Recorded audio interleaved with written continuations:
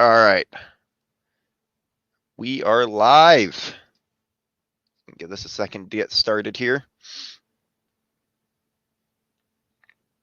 Hello, one and all. Welcome to Stud Buds. I'm just going to give this a few seconds to make sure that this is live streaming. It is live streaming, right? Yes, there we go. All right, guys. What is up, one and all? Welcome to Stud Buds. We have a very fun show set up for you guys here today. We got a very special guest, and today we have a very special theme to talk about. I think it's a kind of lame thing, but, whatever. So let's get this started, guys, with an intro video. If you can find it, here we go.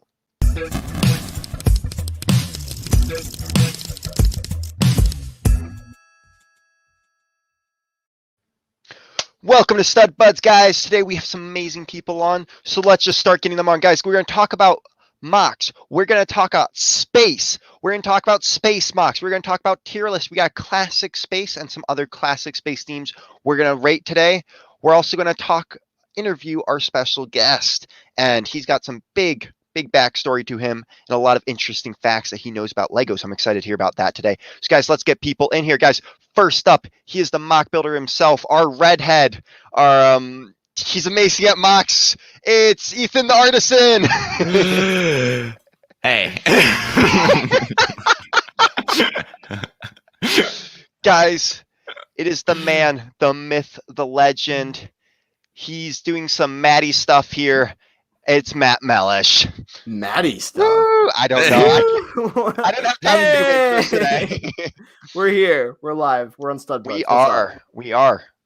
So we got one last person to bring on with us. Zane will hopefully be joining us later.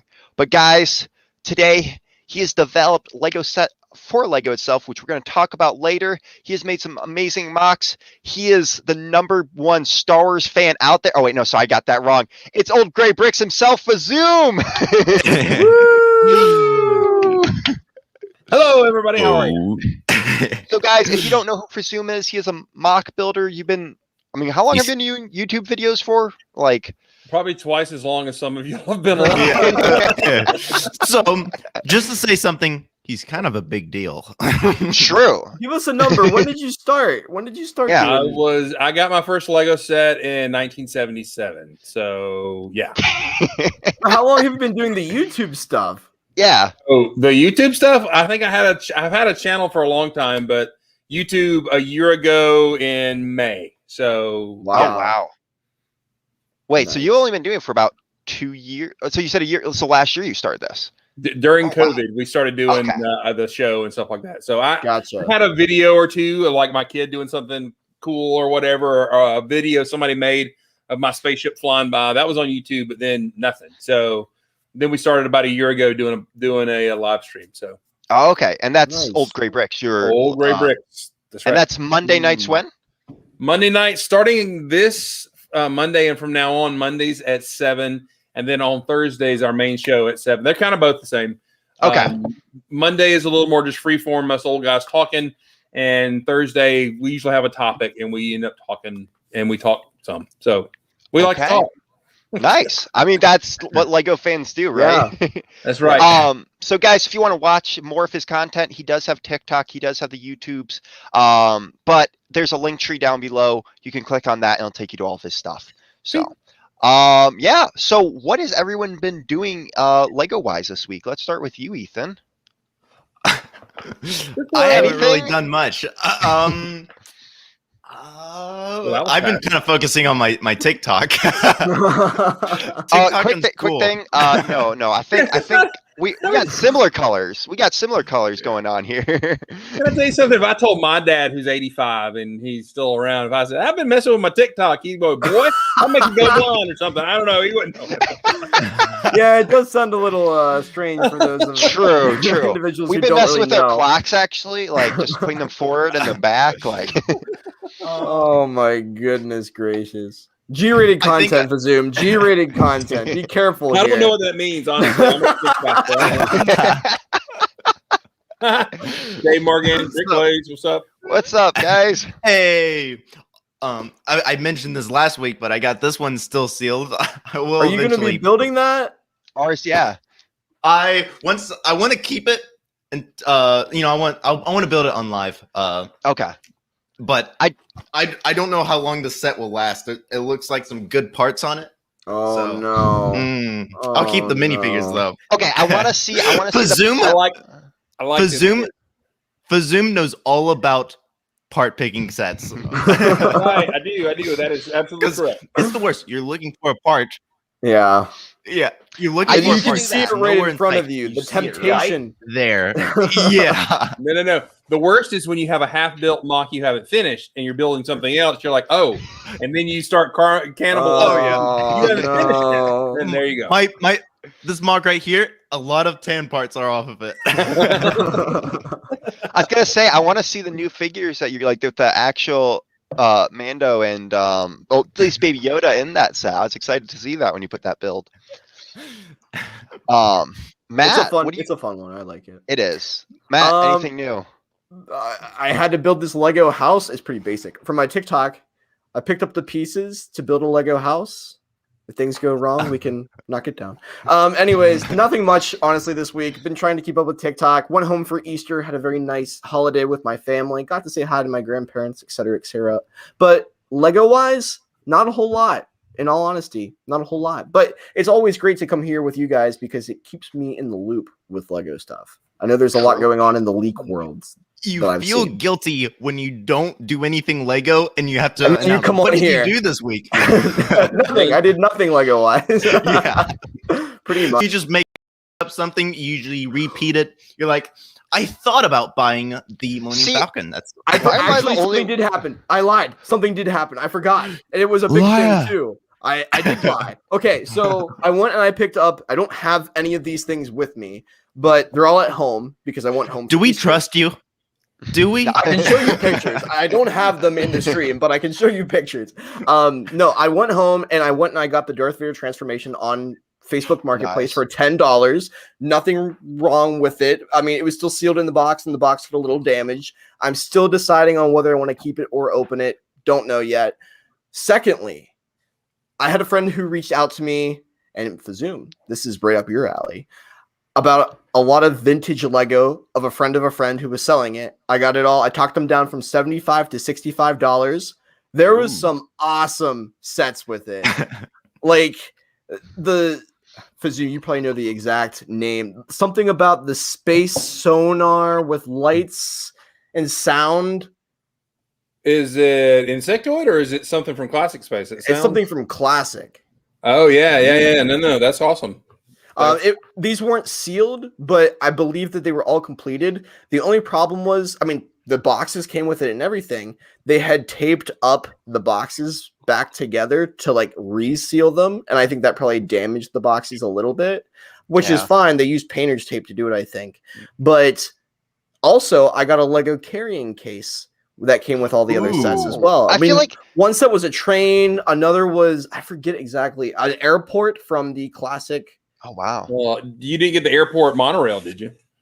I don't believe so. I'm gonna have to check. I'm gonna have to check my photos. Did you get the sonar transmitting cruiser from Classic Space? Was that it? That is the one. Yes, that one. Oh my gosh! You never got it? I never got it. I didn't. Oh my goodness! That has some sets. He's really. I feel like a hero right now. If I have more than you, well, not more, but something that you don't have. I have something special. Can I just say that set itself, new in box, is $902 on BrickLink. I was gonna bring that up later tonight. Used is $126. So yeah. Fazoom could go back in time. Jumps $800 if it's new.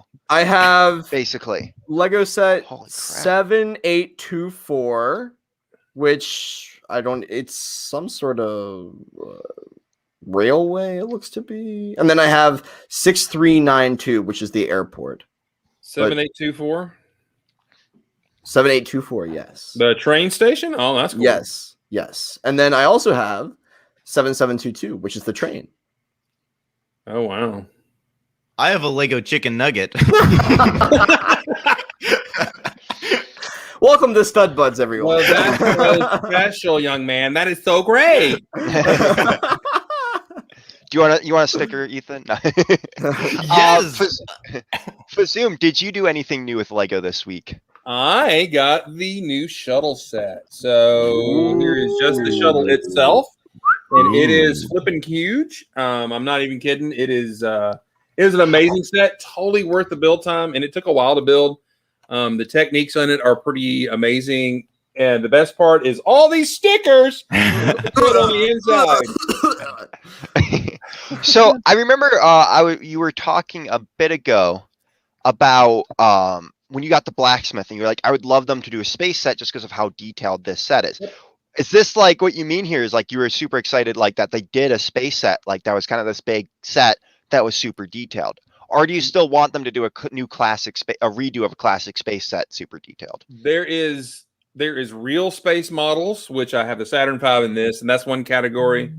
There is Star Wars, which is not space at all, and then there is the classic themes, which have not been hit yet with the 18 plus. We'll probably talk about that later. I would love to see like the blacksmith shop, like the pirates. They all got that 18 plus expert thing. I want to see space get that nod and a hit. So yeah, I'm not gonna lie. I think space should be the 90th anniversary theme. Like I think that would be perfect. Yeah. I am putting when you think of Lego, I'm going to put you in my will right now. I don't have one, but I'm going to put you in my will. But I feel like when you think of Lego, like anyone think of Lego, they usually think of either classic space or castle. And I feel like we're starting to get a few more castle here and there. Well, but I think space deserves it. Yeah, I agree. And like we're getting the 3-in-1 castle this summer, which I'm over the moon about. I'm excited about nights that go along with the blacksmith. I've been like every day thinking about that set. Like I can't wait. If I don't get any other sets in one set this summer, that will be it. Like, but going along with castle, I built a mock this week. I brought it to you to show off. So I built a barn to go with the blacksmith. So it's got a little pig pen there. And then there's a little garden, which someone said looks like a Victorian garden. Oh wait, I need to get that just right. But cattail included. I love it. And then the whole roof does come off, but I don't feel like doing that. And then there's like a little stable and stuff on the inside. But I'm making a whole little medieval town mock. Townish thing. So I wanted to make it look medieval, so I put a lot of different gray in there, try to make it stick out, try to get some building tips from the blacksmith. So I was really proud of how that came out, though. So it's good. It's really good. Yeah, that is good. Also, I picked up this on Easter because I wanted to do something on Easter, and this was a fun little Minecraft set. So that's already built. But yeah, that's basically what I did for Lego this week. Are all the pandas in that set the same? That's a weird question. No, one's like a smaller panda, one's a bigger. Okay, gotcha. Because I know in Minecraft, you know how there's the different types of pandas. Yeah, well, I mean, they're I don't know if my camera can reach it. But right there, you can see my little castle thing I built like 6 months ago. But I rebuilt it. Too bad if you could pick that up and move it towards the camera because it's so huge. But the camera must go to it. Yeah. And also, can I just say, Lego did a really good job on this gift with purchase. I built this on Easter, and honestly, I'm really happy with what they did with this. I have a bunch of sets I'm turning into desk ornaments, just to like have some stuff to sit on my desk, and that's one of the ones I put there. It's a cool. Isn't that the point? Set. Yeah. Well, it's like, I mean, like, that one. I got an extra one. Oh. Ooh. What? Oh.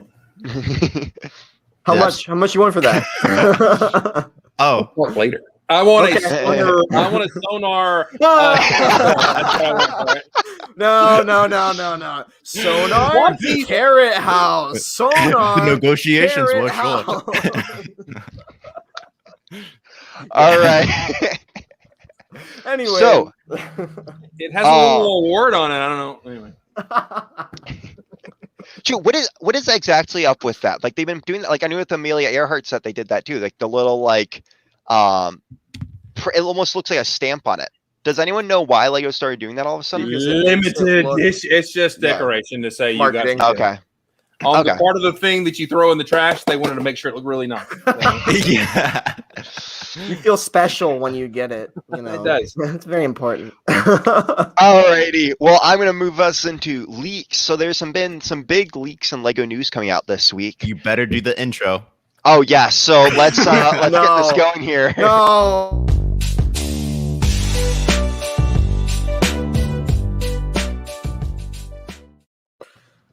I love that intro. I need to talk to you as a dad. That was hilarious. So. Don't tell your mom. That was funny. I guess if Fazoom likes it, we can keep it. I know Lisa liked it. Lisa was all for it, so it's staying. We have some other great ones coming up in the show here. So. We haven't even gotten to the memes yet. Oh no, that's funny. So anyway. There's been some big news in Lego. So first of all, let's get this out of the way. Lego Masters Season 2 is premiering June 1st. So that's some big news. You guys excited to see Season 2 of that? See what shenanigans they get into this season? I might be there.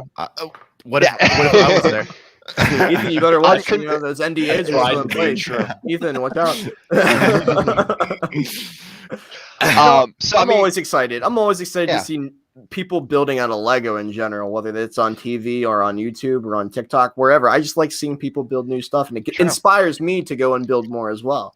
I'm sure after I watch the show, I'm going to do exactly what they want me to do, and I'm going to go spend hundreds of dollars on more Lego. Well, Lego didn't last year really cash in on it. Now, it happened during COVID. I get it. Yeah. Yes. And if I was in Lego marketing and I got a show that 3 million people plus are watching, I would then have some sort of theme sets, even just creator sets rebranded with Lego Master, boom, in the stores, and people would buy it. So I feel like they didn't really advertise it. Like, I mean, they did, but not like how they should have. The Danish is kind of like, I do not know what this is, but we meant to do that. That was great, So, well, I'm surprised we didn't get. I'm surprised they didn't try to make sets off this show. Like make after the show premiered, the ideas from what the builds were that they did turn them into smaller sets, or even you can get minifigures of them. Yeah, or that would be cool. A collect them all type of thing. The collectibles, Now, Lego series. The thing is, the stuff that they build on Lego Masters owns. They can't Boone or Tyler and people I've talked to on the show. They really aren't supposed to rebuild what they made, even though Tyler made miniature versions of his builds and everything. That's fine.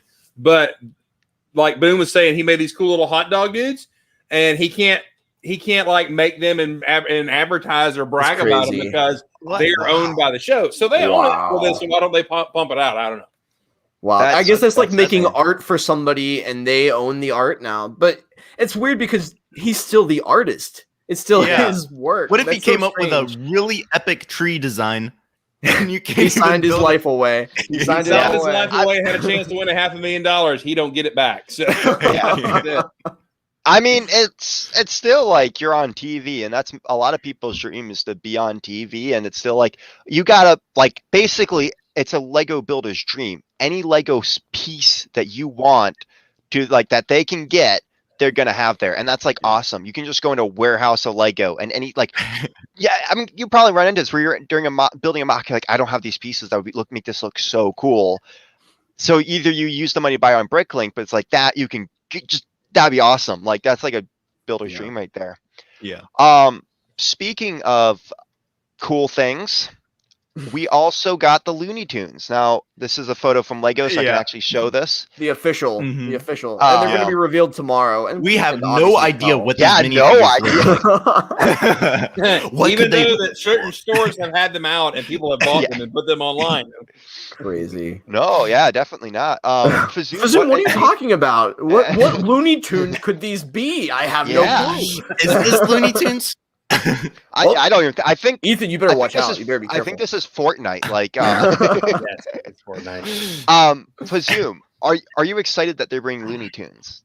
Yes, I am, because when I was a kid, for 3 hours every Saturday morning, I could watch Looney Tunes, and I did.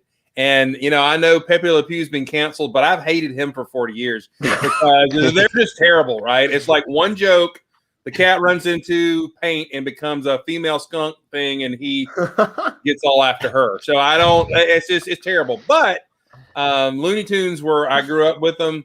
Bugs Bunny. Bugs Bunny cartoon is Bugs Bunny is the smartest kid in the room. So it's different than cartoons today where the main character is an idiot.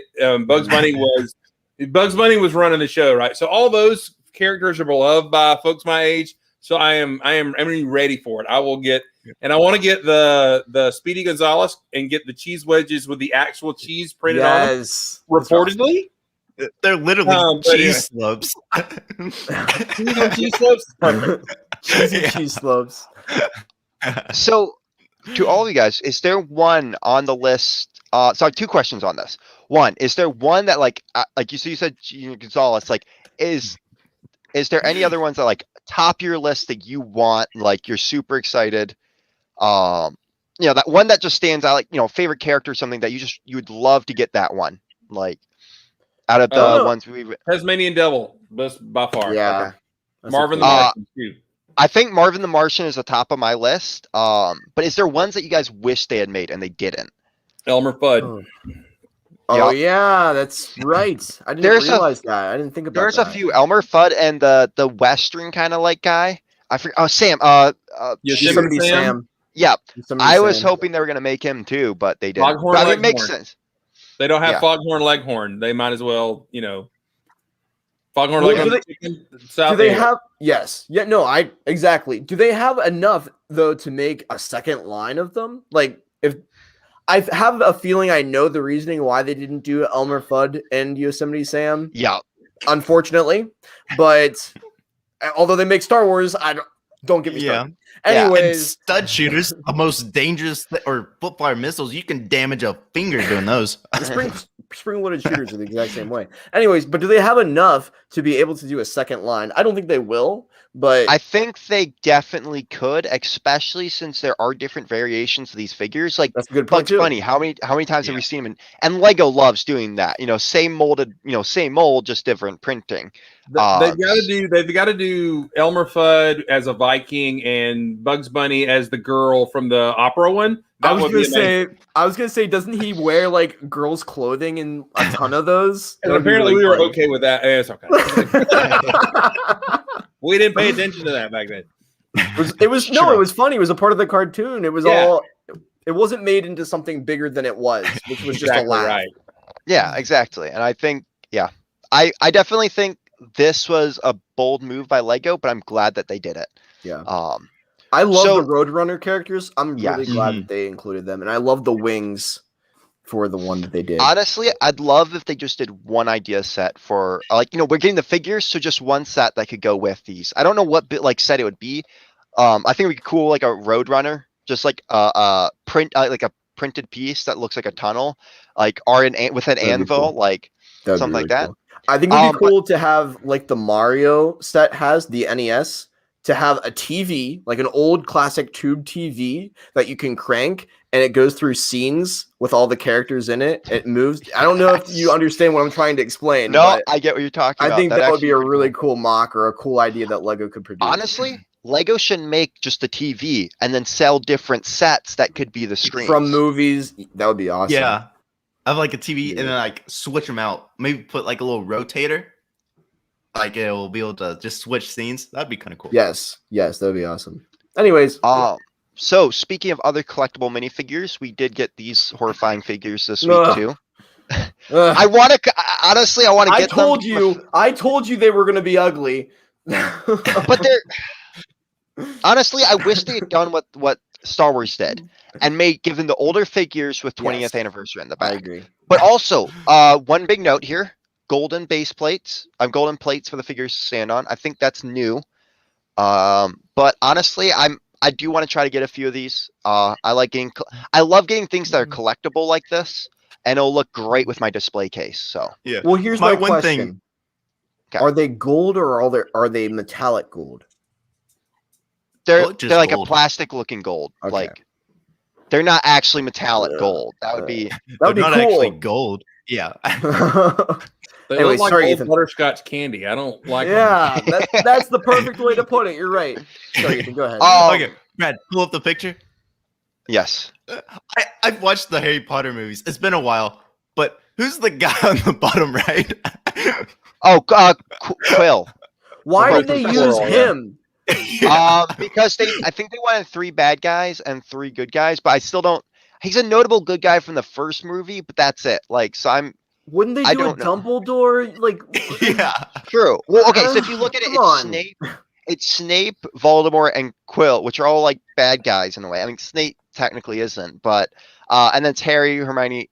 Like, you think we'd use Lucius Malfoy or someone like that as the third, like a notable bad guy from, but it's Lego. So it looks like you dipped him in butter. Yeah, me too, Fazoom. Thank you. I'm still going to keep collecting some. But speaking of gold, picking them and they'd be corn dogs. I don't know what's going on with that. So yeah, not even gold. It's more like a I don't know.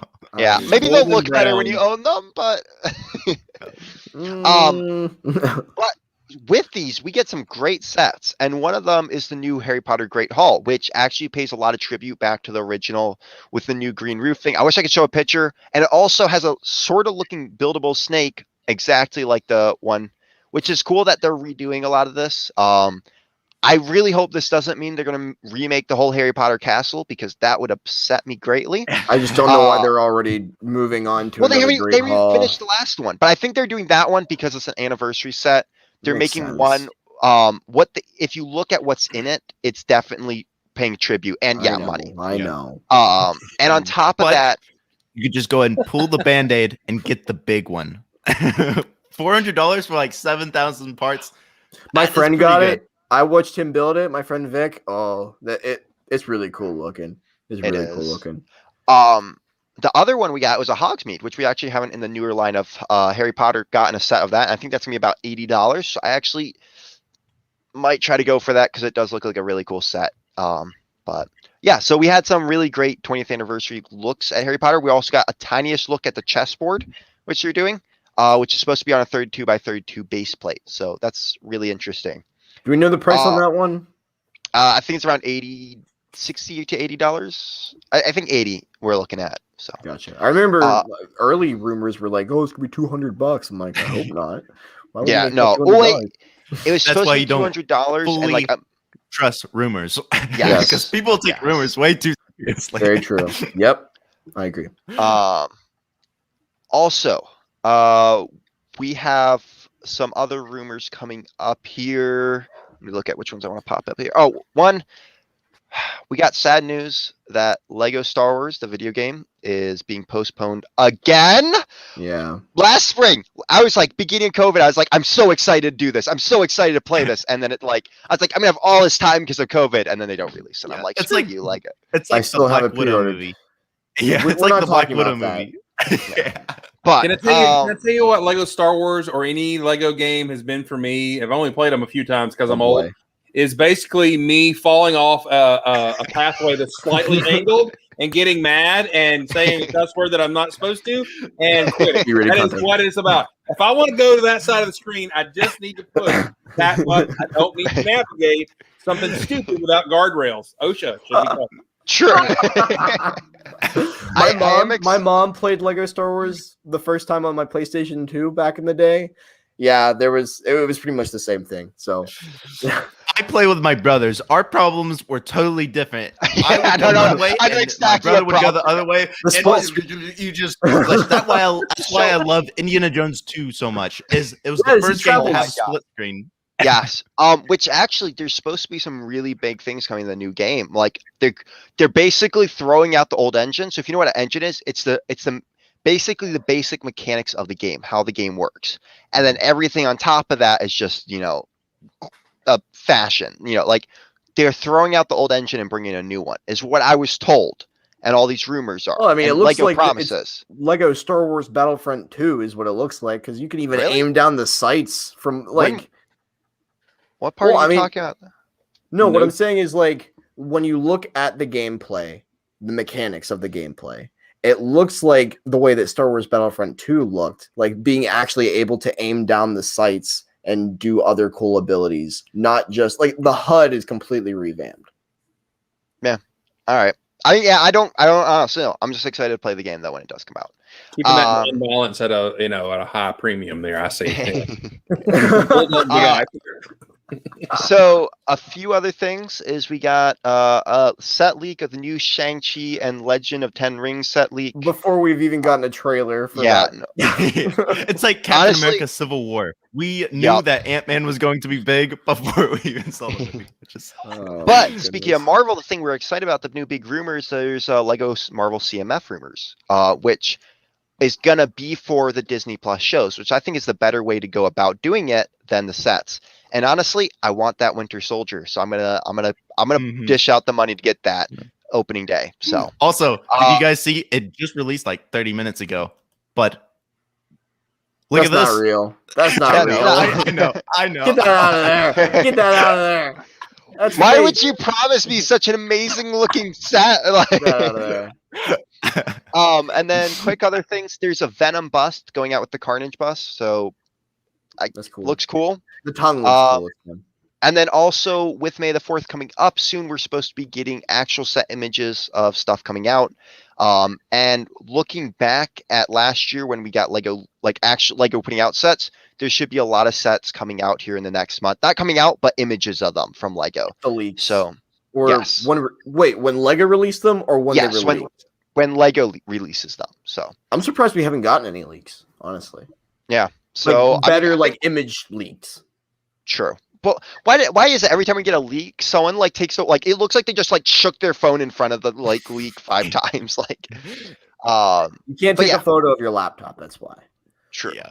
Well, you can take screenshots, so I don't know what well then it's on the computers on the hard drive and then people lose true. Job. Well, they lose their job anyway, but yeah. So yeah, that's what we got going here for Lego leaks. But yeah, come back next week and we'll tell you guys what other Lego leaks we've seen. That was just the notable ones I saw, so thought I'd talk about those quickly. Yeah. Do we want to do memes? I thought we were gonna question Fazoom. Oh, okay. I want to talk about that. Ethan is so excited for memes. Ethan is so excited. So we'll do interrogation first. We're gonna interrogate Fazoom for a bit. So my first question here, because I really want to start this off the bat because I feel like this is gonna be a long discussion here, but go for it. This is a set you designed. Yes. You actually designed and gave to Lego. So if you guys don't know, Fazoom actually designed the set with its counterpart, which is this set, right? That's not Mark Shanley. Okay. So the two of you created this and put it out to so it's a Lego set you could buy in the stores and you can probably buy off Bricklink these days. So Fazoom was actually the creator of this set. So that's right. How was that process? How did you get into all that? Okay. So let's rewind to about 2003, 2004 in time when you guys were on the bottle, I'm sure. Anyway, so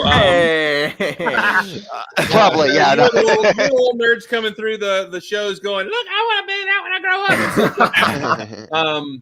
So about in those days, the Lego or the recognized or the talking about it publicly fan base was very small. Still very small. The big conventions in those days had 200 people coming to it, and that's a small convention today. Okay, So rewind that, and Lego itself had finally decided, there's adult fans who are evangelists for our product, so we like them. We want to actually say they're not weird to us. They're actually we want to recognize them, and so Lego Adult Fan Community Manager. There was a whole department made. And in 2004, Lego itself, the CEO, came to Brickfest 2004, 2005, that era of the first. This is not the Brickfest that's here now. Anyway, in Washington, D.C. So I met that guy. I met the community guy, and the guy that was in charge of the community got to know us, and we got to know him, and just built a good relationship, even just personally, with some folks inside Lego. And so they started this factory thing that started with a guy named Dan Siskman, who made the original Blacksmith Shop, which was the first adult fan made set. It's over there. I should have got it. All right. So it's a really nice thing. And then Lego said, okay, let's engage those adult fans. So they did a factory set. First, there was a modular building It's the one that's blue and people don't like very much. Mhm. It's still cool. And then they approached me and Mark to say, look, would you do a Space Factory sets? In fact, both of you, we kind of established that we had this building style of my good guys, his bad guys, which is represented in the set. They said, would you guys take this palette of parts that we have available, and some may change, and it did for me. Would you build some models and concept for us in your style? We're going to put a couple of sets together, one for you, one for him. And so they sent us a bunch of bricks to build with, which was nice. I got to keep them. Then they said, put your models together, photo them, and send them to us. We're going to pick a few, talk to you about a few. So then we digitally put those into Lego Digital Designer, a special version they sent us.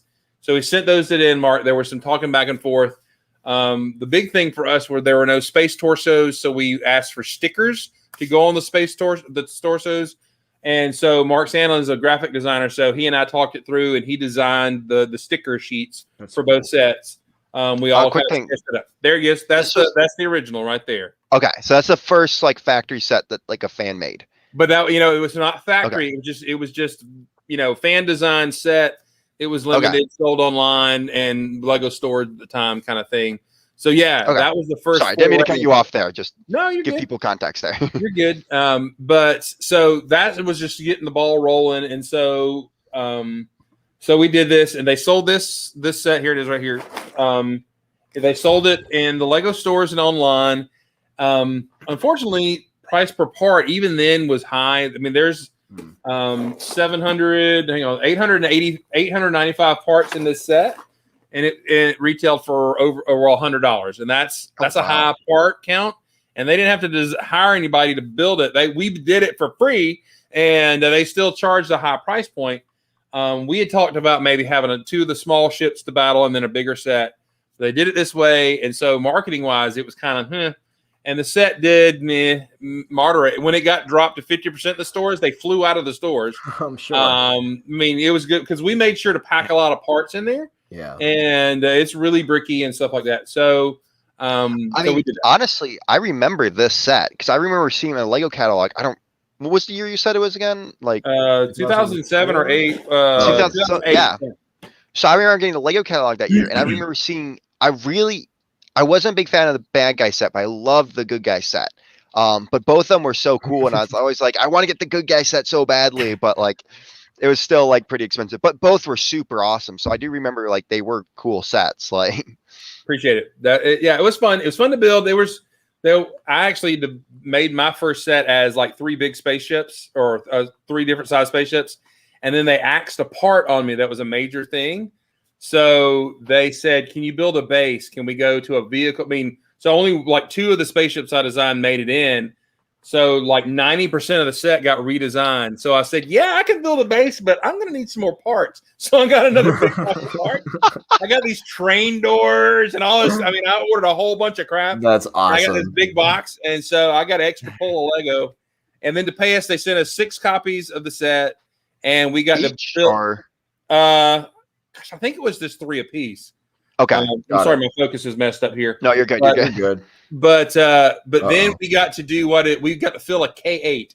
A K8 is a certain size box Lego makes, and they actually then opened up the entire catalog of Lego, and we could order what we wanted as long as it fitted in the K8. And by the time we got done with that, Mark was really tired of the process, and so he basically just said, "Whatever you order, I'll get." So I got this huge pull, and I got and I didn't think it would be that rare. I got the radar dish off the first UCS Millennium Falcon, and I got like 20 of them, just I wanted to put them in stuff. And so I had those, and I stuck them in a drawer, and I never used them. That's so funny. And kind of after the like 5, 6, 7, 8 years later, afterwards, I used a certain website to obtain money for those that you're not supposed to do that, but it was well beyond some kind of time.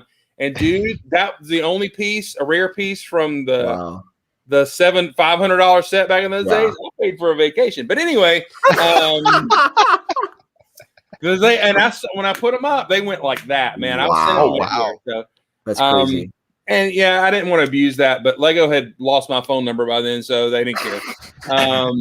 But anyway, so that's what we did, and we tried to throw as much classic space, references and stuff in that. The cops, my Star Justice guys, have a star with the classic swoosh on them like this. And it was the first time that swoosh had been used since the late mid 80s. So that was kind of fun. So we included a lot of that kind of stuff. So yeah, the set was out for, like a year, and then it just kind of faded out like a lot of things do. So. Sure. That's awesome. That's amazing. Yeah. Ethan, do you wanna ask the next question?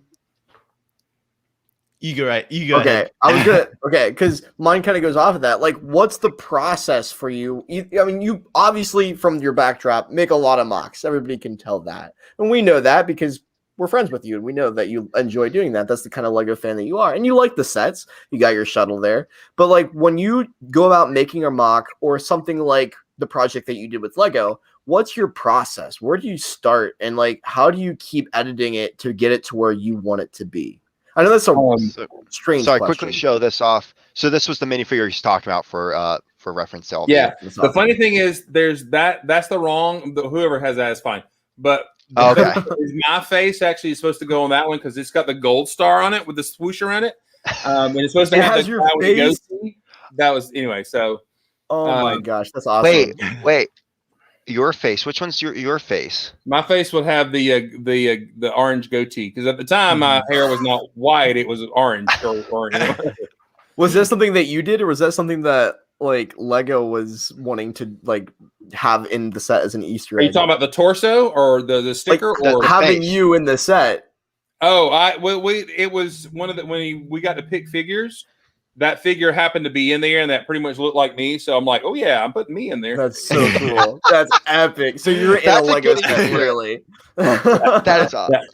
That's me right there. Let's see. There I am right there on the cover. I have that minifigure face too.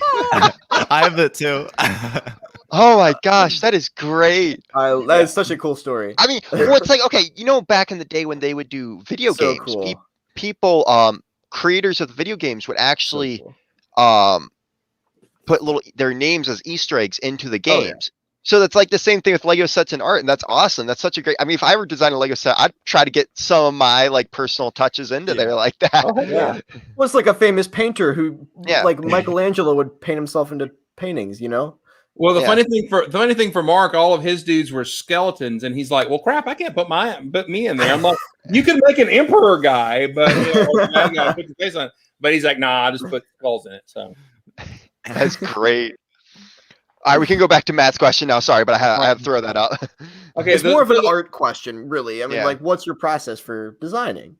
Okay, sometimes I will run across a piece of concept art or something and go, "Oh, I want to build that. Oh, let me see if I can do a version of that," and then I'll print that out and stick it on somewhere in here and look at it. Sometimes I will doodle a shape. Sometimes, honestly, when I see a new windshield out, I'm like, oh, got to build something with that because windshields run space, right? I mean, that's just right. Sometimes that's like 50% of the build right there. Like, sometimes I will. Sometimes I might just sit down and have a lot of times when I'm sorting, and I need to get back to sorting. I'm about to take a mock break and sort because it's a mess. I will be to get me through sorting. I will then, and I'll start building a little, what I call a table strap, to the side. And it could be an engine pod or a control something. And sometimes then that spurs a mock on. Gotcha. That's happened. There's just various things. Sometimes I will see somebody else build and build something complimentary. Sometimes I'll just flat out copy something online. I will try to give credit where credit is due. But there's a ton of stuff, just whatever hits that certain string to make my creativity curious, then I'll follow through on it. So that's awesome. That's awesome. I mean, Lego building is it's an art form at a certain extent. Building a set is a design. Like, it's just so cool to me that people like you can design such cool vehicles or tell unique stories. Like your TikTok with the house, I loved that with the airplane child. Yes. Oh yeah. CMF figure. That was awesome. I can't remember who we had on Stud Buds that week, but we started talking about that. I'm pretty sure. I think I can't remember if it's the before or after show, but I felt like we started talking about that. We're like, such a cool build. Well, that's funny. That is outside my norm, and it is the one thing about COVID and our different contests we've had in our lug has been a lot of contests to build something outside of a spaceship and so it's been fun to say, oh, I've got to build a house. I don't build houses. How does that work? And try to figure that out and then tell a story with the minifigs. That's been a lot of fun. And honestly, I was trying to maybe get some chops together for a certain show or business trip that we know I've taken. And so I needed to get some of that under my belt. So this is what happens when I try to expand and build a house. Oh, Ethan. And yet that video will blow up and get millions of views. 4 million. Right. Focus working again. There we go. There we go. All right. Quick question. Is that giant brick behind you, the big gray brick, is that made out of Lego or is that like a 3D printed? That is a storage bin that you can get on Amazon. Okay. Yeah, I just look at like, did you build that mess? Okay. Answer that question. I want to turn him into this though. I think it would be hilarious. Yes. Awesome. That would be epic. Ethan, do you have a question now? I do. What is? Oh boy. It's a regular question, just like everyone else. It's normal. Remember, young man, I can send you to your room. All right. Do you want to be written out of his will? Hey, he has a driver's license now. Yeah. He'll sneak out at night. They messed it up, and I can't drive unless I have someone over 21. No.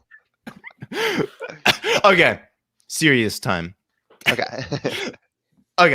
What was like your first time like discovering that is like there's a Lego community out there? Like what was your first convention that you went to? Like what was like when you discovered that there were actually other Lego fans? Well, when I was in college, all the way back in 1990, I started college in 1989. Probably the dinosaurs were roaming the earth.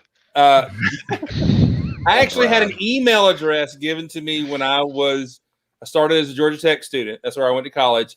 GT0473C at gatech.edu was my email address. He still remembers. It just rolls right off the tongue, right? So then we had access to Usenet, which was early internet, and there were Usenet groups and everything, and there was Rec Toys Lego, recreation.toys.lego, and so there was a small patch of computery nerds that did Lego that shared a few things, and we didn't have digital cameras and stuff like that. You went into a photocopier and photocopied a photo and got a digital copy, all that kind of stuff. Yeah. So the cameras are the size of the rooms, Yeah, right. Thank you. We chiseled them with. This is not the Flintstones. And then we took smoke signals to kind of talk about the set. Oh my goodness. So then I was at Tech from 89 to 94. I squeezed 4 years into 5. And so then I graduated, and then I went to graduate school at seminary up in North Carolina, and still checking Rec Toys, whatever. Somehow I got on the computer to search Lego. I don't know if I had heard a rumor that Lego was doing Star Wars or whatever, but around 99, I remember doing a search, and this site called LugNet came up, and they were talking about Star Wars. And so I logged in, and I got an account to LugNet. I was like the 300th member of LugNet. And yeah, it's a huge community, right? And then I discovered, okay, these are people who build spaceships and everything. And probably around 2000, I was able to actually take pictures of the really junky stuff that I was building in those days and posting and sharing on Brick Shelf, which still exists. And so, yeah, so then all of a sudden you're like, okay, I am not alone out here. And then then there was AOL chat that we could talk to each other and type to each other and do message boards kind of live. Morse code. Like yeah, that's right. Cups and strings. That's right. We were sizzling in Morse code. But anyway, so then, there was a group, and like Mark Sandlin was a guy I met, early 2000, 1999. and he's still my friend to this day. In fact, we were talking about some of this very same stuff on Atlanta Brick Company's chat today. They recorded us for one of their live or for one of their shows, their blogs or whatever. But yeah, so he and I have been friends for 20 years because of the brick. And that's Philippe Nork, right? Philippe Nork, that's right. Yes, Philippe okay, Nork. sorry. Yeah, no, you're right. So yeah, and I made tons of friends. I mean, we've lost friends, and we go obviously gaining more friends as life goes on. But yeah, so that moment of, hey, I'm not alone with the birth of the internet really expanded the Lego community to what it really is today. So that's awesome. What was your first Lego convention that you went to? I went to Brick Fest 2022. I believe 2022. No, 2002. I'm sorry, 2002. He's in the future. 2002 was my first one, and I took the stuff that I built, and it wasn't that great. By 2003, I'd come up with pre-classic space, and I had a bunch of what I would consider. I mean, it was like a quantum leap because I had all these guys and girls saying, "Okay, that's good. That's not so good. Here's some building techniques." I mean, we barely had snot bricks in those days, but so then I kind of got my style and my vibe going a little bit, and so those models were really popular. That's when Lego started showing up, and that's how all that rolled. Wow. Bionicle, Galador, all those popular things. It just boosted Lego. Can I just tell you, we were at the convention where they're talking about Bionicle, and all of us were like, "What is this crap?" You know what I'm saying? And it was, but everybody's like, "It saved Lego." Well, so did chemo, but but I don't do it anymore. Oh my goodness gracious. That's a good point. Like, I do feel like people make that argument. It's like I was a huge Bionicle fan growing up. Like, there's a while I was like, I loved the story of it. I loved it. But I do have to agree. It's like you can't use that argument. Like, you can't be like, well, Lego Star Wars is the best selling theme. That's why they do well. It's like, no, Star Wars, people just love Star Wars. So they want like the action figures and stuff like that. Like Lego is more than just Lego Star Wars. Lego is more than just like Bionicle. There's, other stuff that kind of saved it. Yeah. I mean, well, the thing that really saved it, even Bionicle and Star Wars kind of bumped them along. It wasn't until Jurgen, whatever his name was, that came on as the new CEO, really kind of did a lot of financial decisions and pared down basically all their expensive, refocused them on bricks and not jackstone and crap, and really figured out, okay, kids like to build, so let's let them have sets to build, not just whatever. Crazy stuff. Yeah. Which is like, I do love a crazy thing, but like if you think about it, there are some sets like, okay, this is one piece. What do I do with this? And I love it for the 4+ sets, how they do have these like big pieces so that kids can start learning, hey, let's transfer what we've learned from Duplo to Lego. Mm-hmm. But there is a point where it's like, okay, this is like, in those, I can even use those in mocks in a way. But like there are some stuff where I'm like, this is useless. Like, you can't do anything with this. Yeah, there was a whole series of town sets. We called them Town Junior, and they were the main line of Lego sets back in, the early 2000s or whatever. Mm-hmm. And it took you 3 seconds to build because there was like 8 pieces. It was like 4+ sets. Yeah. But that was the main line because Lego was like, kids' attention spans, they don't want to do this. I'm like, no, then they figured out kids want to improve. They do want a good building process that doesn't discourage them, but they also want pieces to build something else. And they want to challenge themselves you want something to show mommy that actually I'm pretty proud. Mommy, I'm really proud I built this from the set. She's like, how long did it take you? A day versus, 5 minutes to build the truck that looks stupid. And, yeah, it takes some skill. If you're going to brag about this to your friends, if you're a kid, you need to have something pretty significant that you built. So, and I do feel like sets that are good are ones like, okay, like I love the blacksmith because it's one that you can build so many mocks around. You can take what's in that set and build onto it, and it still looks amazing, and or make things that make you even look more amazing. If you can't do that with a set, then what's the purpose of owning that set? Right. Yeah. Well, when I grew up, you had the set, and then you had the alternate builds on the back of the box. Yep. That's flip around the box today. You see what shoots and what shoots. Yeah. I mean, the story. Now, the kids are different than when I grew up. I get it, but building beyond what's in the box is what actually makes the hobby run deep in your life rather than just collecting a bunch of stormtroopers. Anyway, well, it makes you keep building. That's the whole point. Yeah. Oh yeah. Have you ever gotten tired or burnt out from building over right many after years? this? Really? I'll be honest. Let's see, when this set came out, 2008, I had a 3-year-old running around my house, and that's taxing, and also family stuff is important. Now, this process was not as enjoyable as I may have made it sound. There were some points of discouragement with it. The online community we were running, called classic-space.com, there was a lot of, I'm trying to be nice and help the community. Sure. And instead of paving potholes, you get blamed for the potholes. You kind of get your community kind of turns on you a little bit. There's new blood coming in, and so a lot of that happened around that time. So between 2006 was my last convention. This all came out, and then there were others. It was not until like 2010 or 11 that I went back to a convention. Now, I enjoyed a little bit. I still collected. It was not a dark age or even a dim age. I just didn't care about communicating with a whole lot of other fans. I was kind of burnt out on that, and I was not really building creative very well at all. But then 2010, 2011, I went back to the new Brick Fair that was around, met up with my old friends and went there a couple years, then got sick, but then with cancer, but then stayed in it. And it's just been like that. I mean, I've been solid in it ever since. So yeah, that's awesome. That's awesome. So quick question before we move on.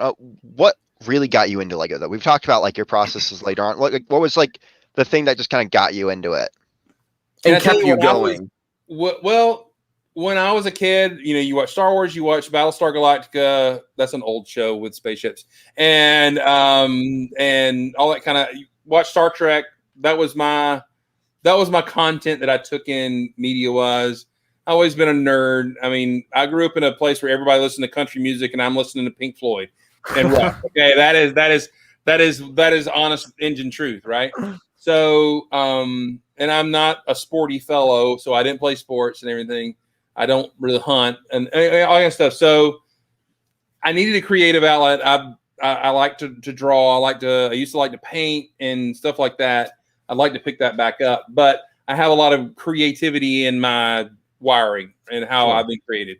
So Lego has just been that outlet for me to get through, right? And so I can remember, though, I had my first sets. I didn't have my space set yet, my own, but I went over to my friend Mark Shirley's house, and he had the Alpha 1 rocket base. And on the top of that rocket base was a gray radar dish. It's up there. I can't reach it right now. But was it Alpha 1 rocket base? I can't remember the number off the top of my head. What did it have? Which one was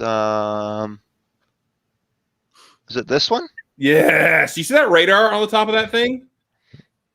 Yeah. Now, imagine if you've only seen red, blue, yellow, black, and white Lego before. You've seen Star Wars, and then all of a sudden you see that radar dish on the top of that thing, and there's snot going on. There's studs going sideways. There's a hinge bending that thing back. There's a thing turning it and everything. It was the most amazing thing I'd ever seen. In fact, I rebuild that radar dish almost every time I think about a radar dish because that's what it is. But that was just like, oh, I can build sci-fi with this. I can build spaceships with this. I mean, I love to see that picture right there. Means a lot because it's just amazing. That is the set. Because I mean, when space came out, all of a sudden, this is not stuff that's based in fantasy or based in anything on the planet. This is a whole new universe that you can build, and you can build Star Wars. You can build Battlestar Galactica.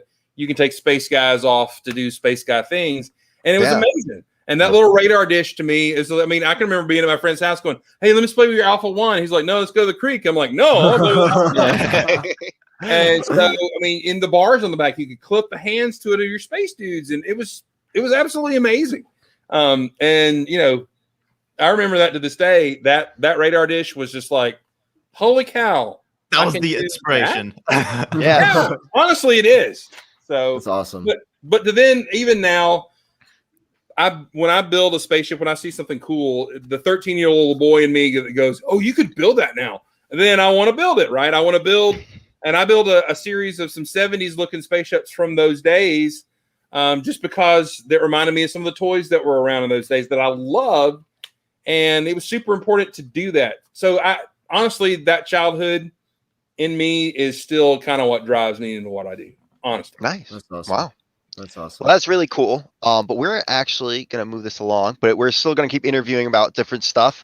But I think this kind of brings us, talk about building stuff like that into our next little segment here. I'm going to pass this off to Ethan for Maki time. Maki time. Okay, cool. Oh my goodness. You guys are going to roast my mocks. I can show you the old ones.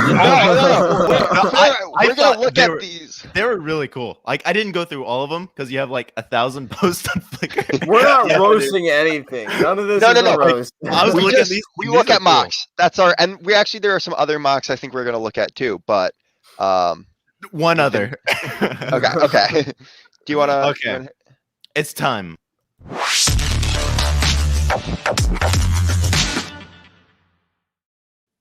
Are you sure there's two C's? Are you sure there's two C's in Maki? Mix up words here, okay? Called it Chucky Mock. That would have been. Ethan, do your thing. Yes. What do you got here? Okay, we're not gonna start with Fazooms, but this was just one other mock that I saw through Instagram, and this one's all Lego. This one's super cool. Like, that's awesome. Look at that. It's like classic space, but a game. Yeah, that's awesome. Epic. And looking at it, it doesn't actually look like it's built out of Lego, but if you look closely, like, it's so cool. This is my kind of build. No studs. Like, it's like, I love the builds when it's like, is that Lego? It is. Like, that's super cool. Like, what is the background though? Is that like it looks like they built a frame and then it looks put a picture. I honestly, if I had to guess, that is all Lego. Like, yeah, that's really all Lego. Mm-hmm. I think it's a little edited, maybe, but yeah, you might be probably 1x1 tiles, 2x2 tiles, and probably look at 4x4 dishes. Look at this guy. Like, okay. So what that is headlight bricks. Okay. With teeth stuck in backwards. That is genius. Like, that is. Wow. That's awesome. What a technique. And thank God we have this guy to break it down. Yeah, true.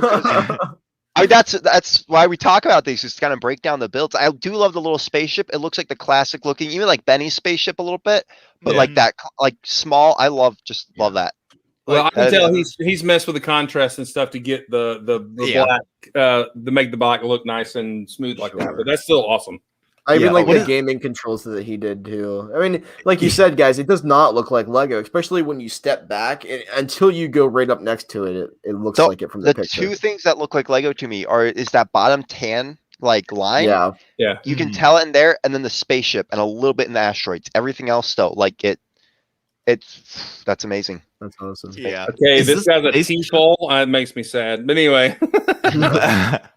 So shout out to Brick Lease. Yes. Everyone go follow him. Like, he's super cool. Yeah, I just did. Thank you. That's what I'm about to go do that too. Inspiration. That's what Maki Time's about. But is the spaceship at the bottom? Is that Lego? Like, is that like a print? That looks like a printed piece. Yeah. It looks. Yeah. Spaceship. But I just love what's the name again? Brickleys. Brickleys. But yeah, that's just super cool. That's awesome. I saw this and I was like, that's not that's Lego. Oh, right. Okay, now on for roasting Fazoom's mocks. No, I'm just. Fazoom is the only one who can roast himself. Yeah. Let me just share the first one I ever posted. Let me see if I can find it. Here you go. There's this one. I'm sure most of these are like older. Like what I searched was your most popular. This is newer, right? I did that for the space contest that they had on Lego.com or whatever. If you put purchase, and they didn't pick it. So, if you had to guess, when was this? Like, that was like a month ago. So yeah, no, I remember you building that on a stream. Yeah, he was on Blazes doing this. Yeah. It was meant to be like a simple, like the base of that, to get the parts number down. The base of that spaceship is the one that came with that 4+ Benny spaceship that came out or whatever. Oh, okay. So yeah. So in fact, that spaceship has 60 pieces in it, I think total. I think that's what it is, or something like that. So. And we were talking about windshields. As you can tell, the windshield is like 60% of that build. Yeah, it is. I mean, it's the eye catcher. I mean, yeah, true. Yeah.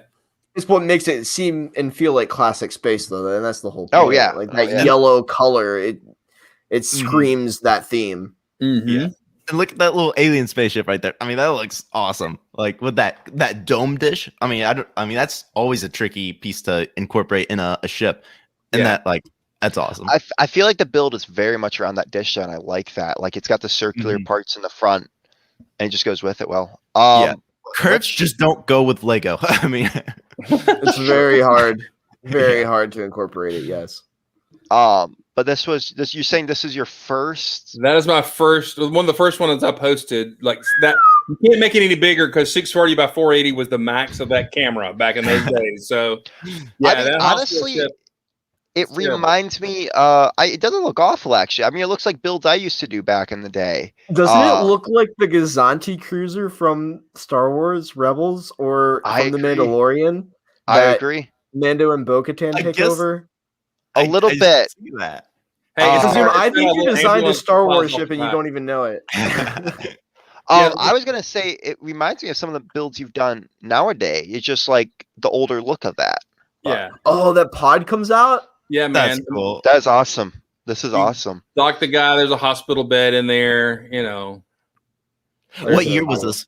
2000, the year 2000. Oh, wow. That's awesome. I mean, that is. Let's not talk about how old we were. I didn't exist. Wait, what part of 2000? Before or after June? After. Oh yeah, I was just born. I was around. Not much, but you were. Awesome. Here's another one. Wow. Like, this is like just the picture. Yeah, I love that. Yeah. The ring actually came from the Jedi Starfighter. I just totally. I was gonna say that. It almost looks like a hyperdrive ring. That's an awesome. I didn't want to take that stupid thing apart because it's all Technic. So I'm like, I'll just put it in a mod. So there it is. It looks awesome though. I love that. Epic. When was this build? If that was probably 10, 15, probably 10 years ago at least. Funny. Well, no. Let's see. Jake was 4 or 5. So yeah.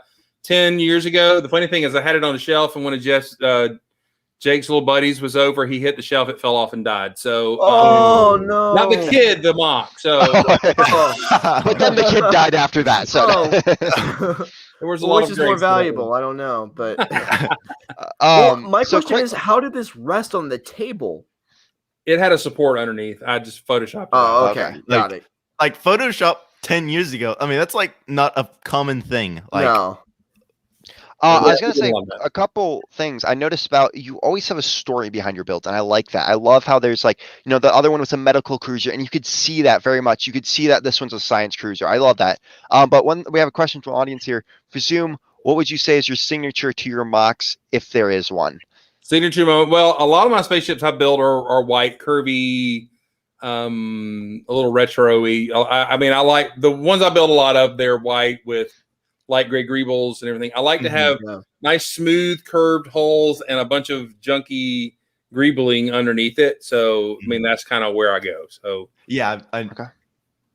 I mean, also, is that a mock? Pretty cool. That's when Benny's spaceship met the original Galaxy Explorer. So, well, that's cool. I was like, this looks pretty cool. Yes, I did build this. This was wow. I did build that. Funny story. I sold that to a guy. He wanted to buy it from me. It was one of the only things I've ever sold. So I don't have it anymore. But there's a jet called the F-104, which was a test pilot platform back in the 60s, and basically it was a huge jet engine with a dude sitting on top of it. And it's a cool looking jet. And I'd never built that shape before, so I wanted to try to build an F-104. So I built that, and so I took it, and some guy's like, "Hey, I want to buy that," so he bought it. How much did he buy it for? Undisclosed amount of cash. I have a quick question. Are there classic space parts on that? Because that made me not want to sell it. Like, yeah. Those blue arrows, I wish I hadn't got rid of. That's a sticker on the tail there. So, but yeah, I think I did let a couple of classic space pieces go that I didn't want to, but it was worth paying for my. What you should have done was you should have said what you should have done was take them off and you can have an unfinished jet. You got to buy the parts. Yeah. On the tip end, that little red thing that's on the end, that's actually a click-it. Remember, I don't know if you know what the click-it line was, the little jewelry thing. And there were a few pieces that actually let you do inverted snot. It was like a Technic piece with stud receivers on both ends.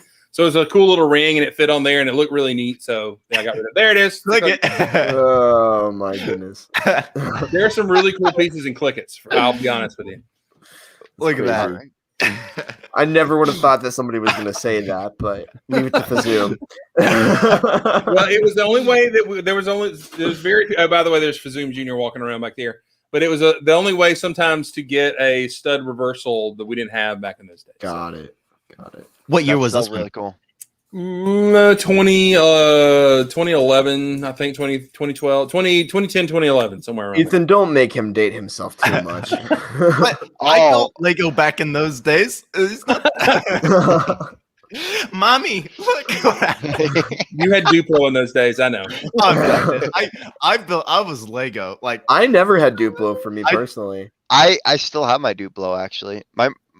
It's still in the family. But I mean, it was handing down from my brother and the brother before him and the brother before him. Many generations. Yeah, no, I tried to get into Lego as quickly as possible, but we had a Duplo marble track, so I loved using that. So yeah, that's pretty awesome. Ethan, that other one there, yes. Oh my gosh, this one looks pretty cool. That's awesome. I love the head on that guy. Yeah, that I built during COVID. That's less than a year old. So it's actually. I remember seeing you building part of that on Blaze's stream. That was awesome. It's sitting right here behind me on the table there. Awesome. Test the swooshability. It's a heavy swoosh, but you can swoosh it. Now, I will say something about when I build a spaceship like that, I have to do the full interior. I have to, because I have to have it make a function. If I build it and the Lego dudes can't live in it, go to the bathroom in it, eat food in it, and exist and get in and out, either by shuttle or by door, that has to go in there. What's the point? Like, yeah.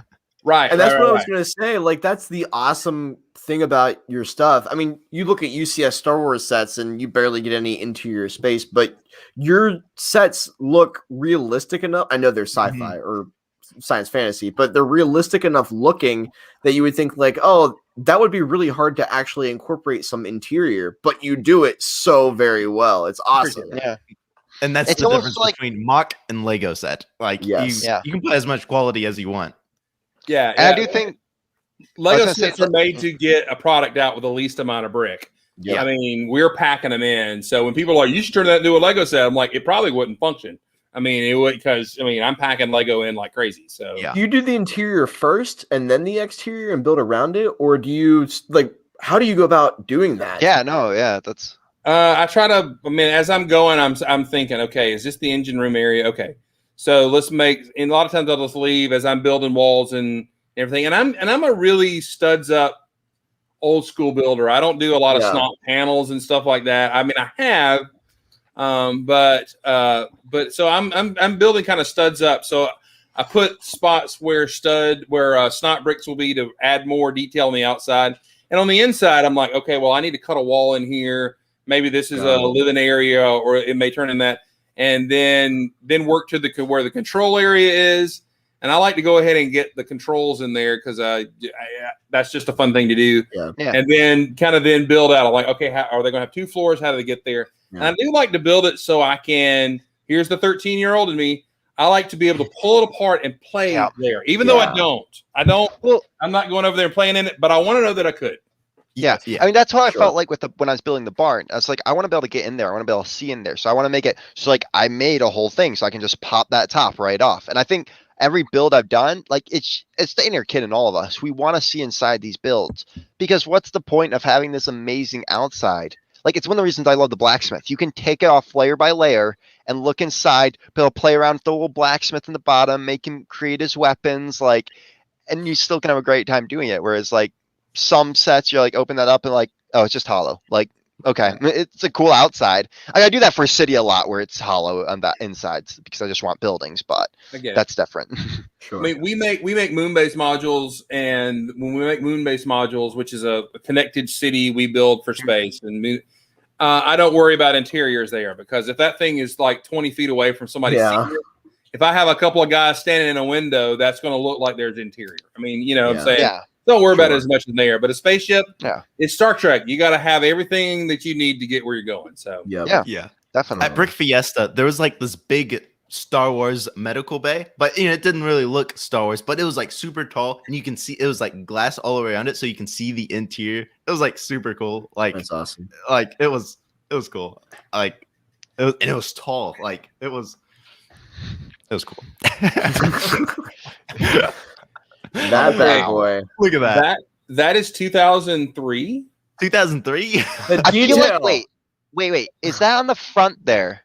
That almost looks like pieces from the pod to like. Okay, from like the R2 and C3PO pod. Oh my gosh. Totally is. Those are Paradiso windows on the front. That was the style. I kind of got my groove, and there were a lot of ships around that era where that was where I just developed the thing I like to build. And it's got a greeble. I mean, greebles exploded on the back of that thing, but I wanted it to. So yeah, that was my first, big ship. We call it, it was 100 studs long, seriously huge investment of parts, a ship. So holy crap! Yeah. Did you ever do ship timber? Yes, I did. That in fact, the Artemis was for ship timber. Oh, okay. Do you know how much something like that cost? Like for you to build, like how many per the parts in it? How much would you say that something like that would be worth? I don't know. The funny thing about there are actually sections of that ship still around because I had it in storage through that kind of non-convention age, and I'd kind of cannibalized some stuff off of it. Sure. So when I brought it back out, I was like, you know what? I made it quote unquote exploded. I had a wreck of it. So there is, I don't know if I have pictures of it, but I added a bunch of damage and pulled out a bunch of stuff and scattered it on the table and had wires hanging out and stuff. So it was destroyed in like 3 huge chunks then I had a survey crew around it pulling, doing that kind of stuff. That was kind of fun. That's awesome. I love when people do that. When they take their mocks and they kind of like, I already used to do that with City, is I'd make like part of my city destroyed and have like military troops going through it. Yes, I was a violent kid, I know. But like, it's still fun, like to like, when people take this amazing mock they do and make it a story out of it, change up the story, make progression to that. Comes story. alive. Yeah. No. Like, even though I hate to say it, but when Lego Masters, when they did the dropping the sets and then they are exploding them, they put a story into it. That was the first time I ever thought hurting Legos was actually like cool. Like I'm sorry, that hurt me. I didn't like that at all. It hurt me so much. But I was like, I love that they had it wasn't just a mindless like breaking of sets. There was a story behind it, and I'm like, if you can give a story to destroying a Lego set, that's just awesome. Like, Tyler won that one, and Tyler's a friend of mine. I mean, I know him, and so that was cool to see him do that. And I was like, but man, that was so cool. I don't want that to blow up. I mean, it was like, that's amazing. They did. And the way they pulled that off on that show was it was really cool. Phenomenal. That was 50% luck and 50% skill. I would say a lot of it is luck. Just crossing your fingers. Here's a question. What if you built this amazing thing and Will Arnett is supposed to take his bat to it to blow it up and he whiffs it and barely hits it and he hits it wrong? What do you do then? Do you pause the show and rebuild it or what? I don't know. Take 2. You don't get a take 2. That's honestly though, it's like that blows up wrong, misfires, you drop it accidentally wrong. Oh my gosh. Well, that's what makes reality TV so much fun, guys. Tune into Lego Masters June. Edit the bad parts out. Okay. By the way, I watched a few other seasons from other countries. The Australia one. getting prepared for the business trip I didn't get invited on. And so one of the contests was amazing. They did the blow up thing, but you basically had your minifigures in hero walking away from the explosion mode. So, you had them in the front, and then you could have it blow up with glitter, with powder, or with water. That was what came out. Awesome. I want to do that now. Really cool. They were really super cool. Where does the Lego go? After it blows up, they shove it into a bin and recycle it. I guess I don't know. Probably melt it. Yeah, melt it down. Yeah, that's still awesome. Like crazy. Yeah. Is that all the mocks we got? Oh, okay. One more. Centaur. That one still exists. It's getting crumbly and everything. That was around 2006 or 7. That's that. Okay, you'll notice that I've got a fleet. That's a Star Trek thing. That's a Battlestar Galactica thing. I've had a lot of people give me grief because they say, you just make the same spaceship over and over. I'm like, well, I don't. I'm trying to make a fleet of similar ships in the similar line. I mean, I build other spaceships. I build yellow ones, I build red ones, I build blue ones. I mean, but all of those guys are meant to look in a same fleet of the line family. So that's the deal there. So. What is your favorite mock that you built? That's a good question. Jake, what is your favorite? No, we want to know your favorite. There's a bigger ship than that called the Atlas on my thing. The Atlas I built, I started it before I had cancer and I finished it after. Oh, wow. And took it. And it's the biggest thing I've ever built. And it died early in COVID this year because it's 10 years old or 7 years old and everything. So, that's probably my favorite. That was heart and soul a lot into that one. Sure. You can probably if you look at my Instagram or my Flickr, you can look up Atlas and you'll probably find it. But it was also, it basically fills up half my car in the boxes and storage to get it somewhere. So, but it was important to finish that because it said, you're better, you're getting better. And Lego's been a therapeutic thing for me anyway. Yeah. So, how has your journey of bringing mocks to conventions? Have you had any bad things about? I couldn't imagine. Oh, it's stressful. It is. Every time you hit a bump, you're like, well, there's 10 more minutes of reconstructing right there. You hear the pieces fall off, right? But I actually, I haven't recently, but when I built the Atlas, it was built to pull into 5 sections and go into boxes, right? Yeah. I theoretically made it to transport. And that's what I did with mine. That goes into your thought process as you're building. Now, the Artemis or whatever back here that you showed, it really isn't. And I'm like, gosh, how am I going to do that? Because I may have, it's just going to have to get pillow packed or something like that and get half destroyed in my car. I don't want it to, but I didn't make things modular because I was just wanting to make a spaceship in a month. So that didn't get as much planning. But a lot of times what I do is I make sure to pack every small mock in a Ziploc bag and bubble wrap. Yeah, a Ziploc bag because if something falls off, it's in the bag. So I pour the cereal out and reassemble it. You know what I'm saying? And that's the way that works. So and with a lot for me, a lot of my smaller mocks, like my Tensegrity and BD1, those aren't the sturdiest things, and they've fallen apart so many times. I could easily rebuild that super easy. Right.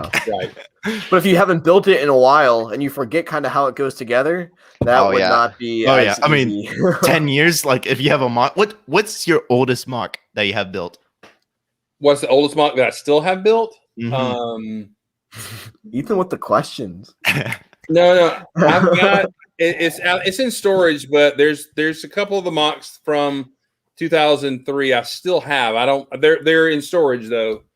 Semi truck. Yeah, that semi truck's over there. That's old. It's right over there. Can you get it for me? Yeah. Jake's in the room in here. His assistant is going That's right. My lovely. Hey, Vanna White, right? That's right. Yeah.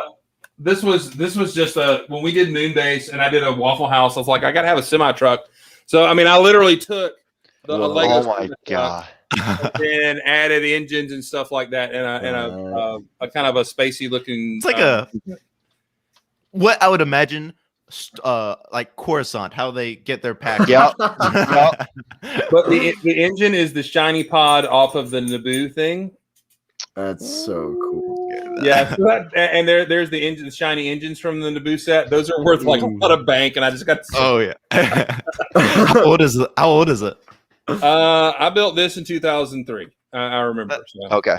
Wow. It's been around, and so there's little these are from Jack Stone. These little cargo pods. Yep. Everyone's favorite theme. But they're kind of cool. I don't need. I haven't even looked in here in a long time. Let's see what these cargo pods have in them. I don't remember. That fell off. Uh-oh. Well, and that's why I love your build so Now much what is too, your is oldest because mod? your accessory, the way you do your like the features, the play features. It's not just you can open it up and it has all this detail, but yet all the compartments open up and they have these little Easter eggs. That's a shiny original brick right there. Yeah. So these little cargo pods, the little cargo pod opens up. There's just a little machine in there. Just a machinery. And this cargo pod, it just got some tanks in it, there. So, but they slide into the bay back there. So that's a lot of fun. I don't think there's anything in the Jack Stone thing because this is actually the only thing that Jack Stone made that was kind of cool. That and the little engine pods from Jack Stone. These are super cool because they have a lot of connection points. So they have a lot of.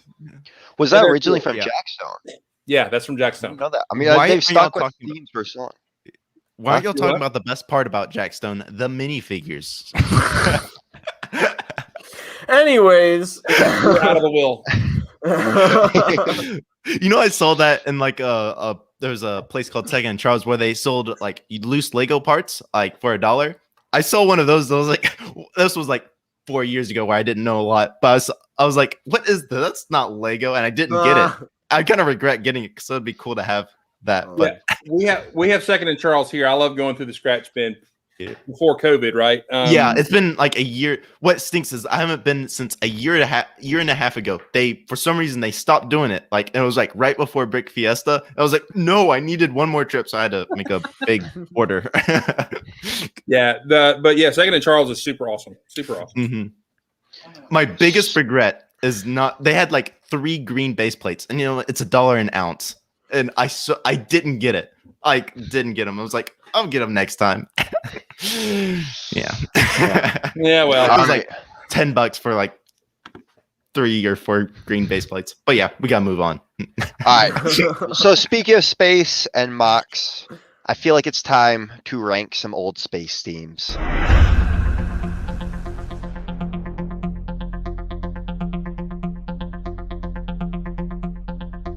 Like super serious. Guys, it's time for tier list time. Yay! My favorite part of the show, actually. But to honor Fazoom, I brought on the first one we're gonna talk about. Let me switch to my thing here. Is classic space. Okay. So a little background from Wikipedia. Classic space is the unofficial term retro attributed to space sets that were released before 1987 and shared some common characteristics that set them apart from the following space sets. Most important, all classic space minifigures featured the old visorless helmets, which were eventually phased out in favor of the newer helmets with movable visors in 1987. There were also no truly different factions as in the time after 1987. All astronauts of classic space were peaceful explorers, and there were no antagonist groups. The larger flying craft of classic space sets were all featured a brick with their set number on it. Oh, really? Yeah, that's cool. The 918, the 920. Yeah. And so Benny's spaceship reflected that too. It wasn't a set number, but it put a number like that on there. So I grabbed some old space sets, and actually a few of them. I gotta make sure I pull the one. But I just grabbed a few different old space set images here. So we can look at some old sets. Galaxy Commander. I actually had my hands on that today at Atlanta Brick today. Oh wow! I petted it with respect. So, I mean, honestly, this is a cool looking set. I love the base plate and what like the little builds with it too. I think it looks very cool. And that's an Fazoom, entire story. There's the basics for your entire story right there. You got dudes that service the spaceship lands. Now, when you get into that, you pull the back part pulls out, and then a base pulls out of that, and it's got an interior and a door that you can get the dude in there. That is a month of play with nobody talking to you right there. Yeah. And it has a radar dish. Are you still allowed to play with this? It says 8 to 12 years old. Like, okay, now I grew up when I went to Toys R Us and lied to the lady that I was buying it for my little cousin or something like that. Same. I still do that with Lego at Target. I'm like, come on. I'm just for a little brother. Like, Own it. Own it. Yeah. Okay, no, I've never done you are that. broadcasting to the internet right now. They know you buy Lego. I only do that when I'm in a place that's like, why would anyone buy Lego from this? Because I found like some like crazy deal on a set, and it's like a Kinney Drugs, and I'm just like, if someone asks, it's my sibling's birthday. Like that's like, yeah. When I'm wearing a Lego or Star Wars shirt, they know it's for me. True. Yeah. But like I was recently going to buy. I was getting my car fixed, and there was a Kinney Drugs up the street, and I know they had sets for like good prices, and sometimes on sale, like older sets. So I went up there, quickly. And I was coming back, and I was just like, if anyone asks, this is my sister's birthday today. I'm getting her a Lego set, like, especially since it was like this, like, very pink Lego set. But yeah, that's off topic. So here's another one. That was from the era where they were kind of struggling because they're mixing. There's white and there's gray on there. That's not one of my favorites, but it's great for parts. Yeah. I can't remember. Off the top of my head, I can't remember the name of that. But check out that the window thing in the back with the angled and everything. So cool. That is really awesome, actually. Let me make sure that I'm not, because I got some other old space themes mixed in here. The classic that we got going on right here.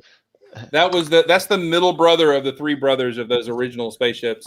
The smallest one I didn't realize was not available in the United States. But I have one, and my friend from Canada has like 12. Oh wow. The one that's the 918, but the numbers, the 924 was the American numbers for the set. The 48, or maybe that was a European number. We got different numbers. Well, but can I just point something out? You notice that the Lego logo is a little different up there? Yeah. I like it better. That's my logo right there. Sure. Well, also it had written Legoland on all the boxes too. Is there a reason that that's the case? Or you were building worlds, Legoland. It was, I mean, in 78, the minifig came out, right? And 77, whatever it was, that changed everything. All of a sudden, it was accessible for kids to use a whole lot less bricks than those big figs that they had made for a while to build a habitat, to build a car, to build something you could fit that little dude in, even though his little fat butt doesn't always fit. But it was a whole lot easier and accessible for a kid to make, to have a little movable action figure to be able to fit them into stuff and create their own world. And Legoland, then it went from Legoland to System, and System was the word for ever, but Legoland, seeing that on the corner of the box is really awesome. So I just gonna point out there's a space forklift there, which was just really, I don't know why. I just saw that. That like just caught my eye. I don't know why. That those that have springs in them, and they launch M&Ms really well in school. I'm just saying. I don't know how I know that, but I do. One thing I noticed in that last set is a 4x10 translucent plate. Oh, you don't see that every day. No, yeah, I got some in the drawer over there. But yes, we also got some other ones here. So I mean, that's there it is. Oh, there, no, there. Look at that. Look at the love in that picture, though. I mean, you got to realize this is the 70s. They're piecing this together by hand, not with Photoshop, right? So you got all this love and this, they knew what space was like. You got one light on it to give it that moon shadowy look here and everything. You see the buggy going over that's just amazing. I love that right there. If I had that, a big print of that on my wall, it would be there. I'd move all the bricks somewhere else. I'd have. We need a poster. We need to make a poster. Yeah. So one thing Lego doesn't do anymore, and I realize this more and more because I just wish they would do this again, is they don't make like different base plates. One that like canyons in them and stuff. And honestly, I want to pick one of those up. I want to in the next 10 years. My goal is to pick up just a funky base plate because, like, one, I think they're fun for mocks, and two, they're really cool. But and then also we got to talk about all the tiny. I just saw a ton of these, so I had to pull that one up.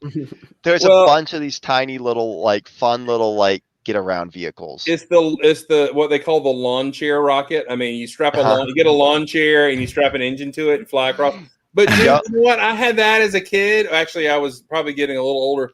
But man, you can sit on your bed and zip that little dude around, and it's just fun, man. I mean, how much was that? Do you remember how much? Like $2, $3. I mean, it's like the Benny's little Benny set here. Like, yeah, exactly. That's what that's. Except it's $8 cheaper. True. Yeah. Well, how much were the other space, like the cruisers and stuff that we like that? How much was that back in the day? Like $40, $50, maybe tops. Do you know what that's going for now? Oh, at $900. I mean, I the one I held that was not complete in my hands today, that thing that I did at Atlanta Brick Company, had $300 on the price tag, and I'm like, hey, this is going the wrong. I mean, I'm sitting there looking at them to see if it's authentic, and it mostly is. I'm like, that's the wrong clip because they changed that design in '82, and I'm like, oh, those front lights are the wrong color, and I'm like, this is not complete. You know, I was being that guy. So yeah. But I still, mean, for stuff like that, you gotta be that guy though. Like, yeah, no, and there. I mean, there's some pieces that only came in that set. Some of those windshields underneath. There's some windshields that only came there. So you know, there's some rare pieces in that. Yeah, for sure.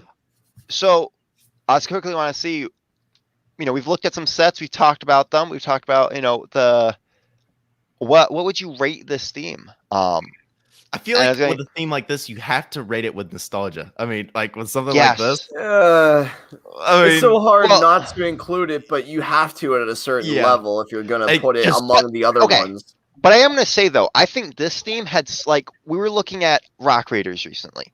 The little sets in this, like this, are just fun little, things. It's better than Rock Raiders, for sure. Yeah. And honestly, let me say this. Classic Space lasted for 10 years. That's the very classic with the thin, with the visorless thing. That's 10 years of Lego carrying the weight of the sci-fi.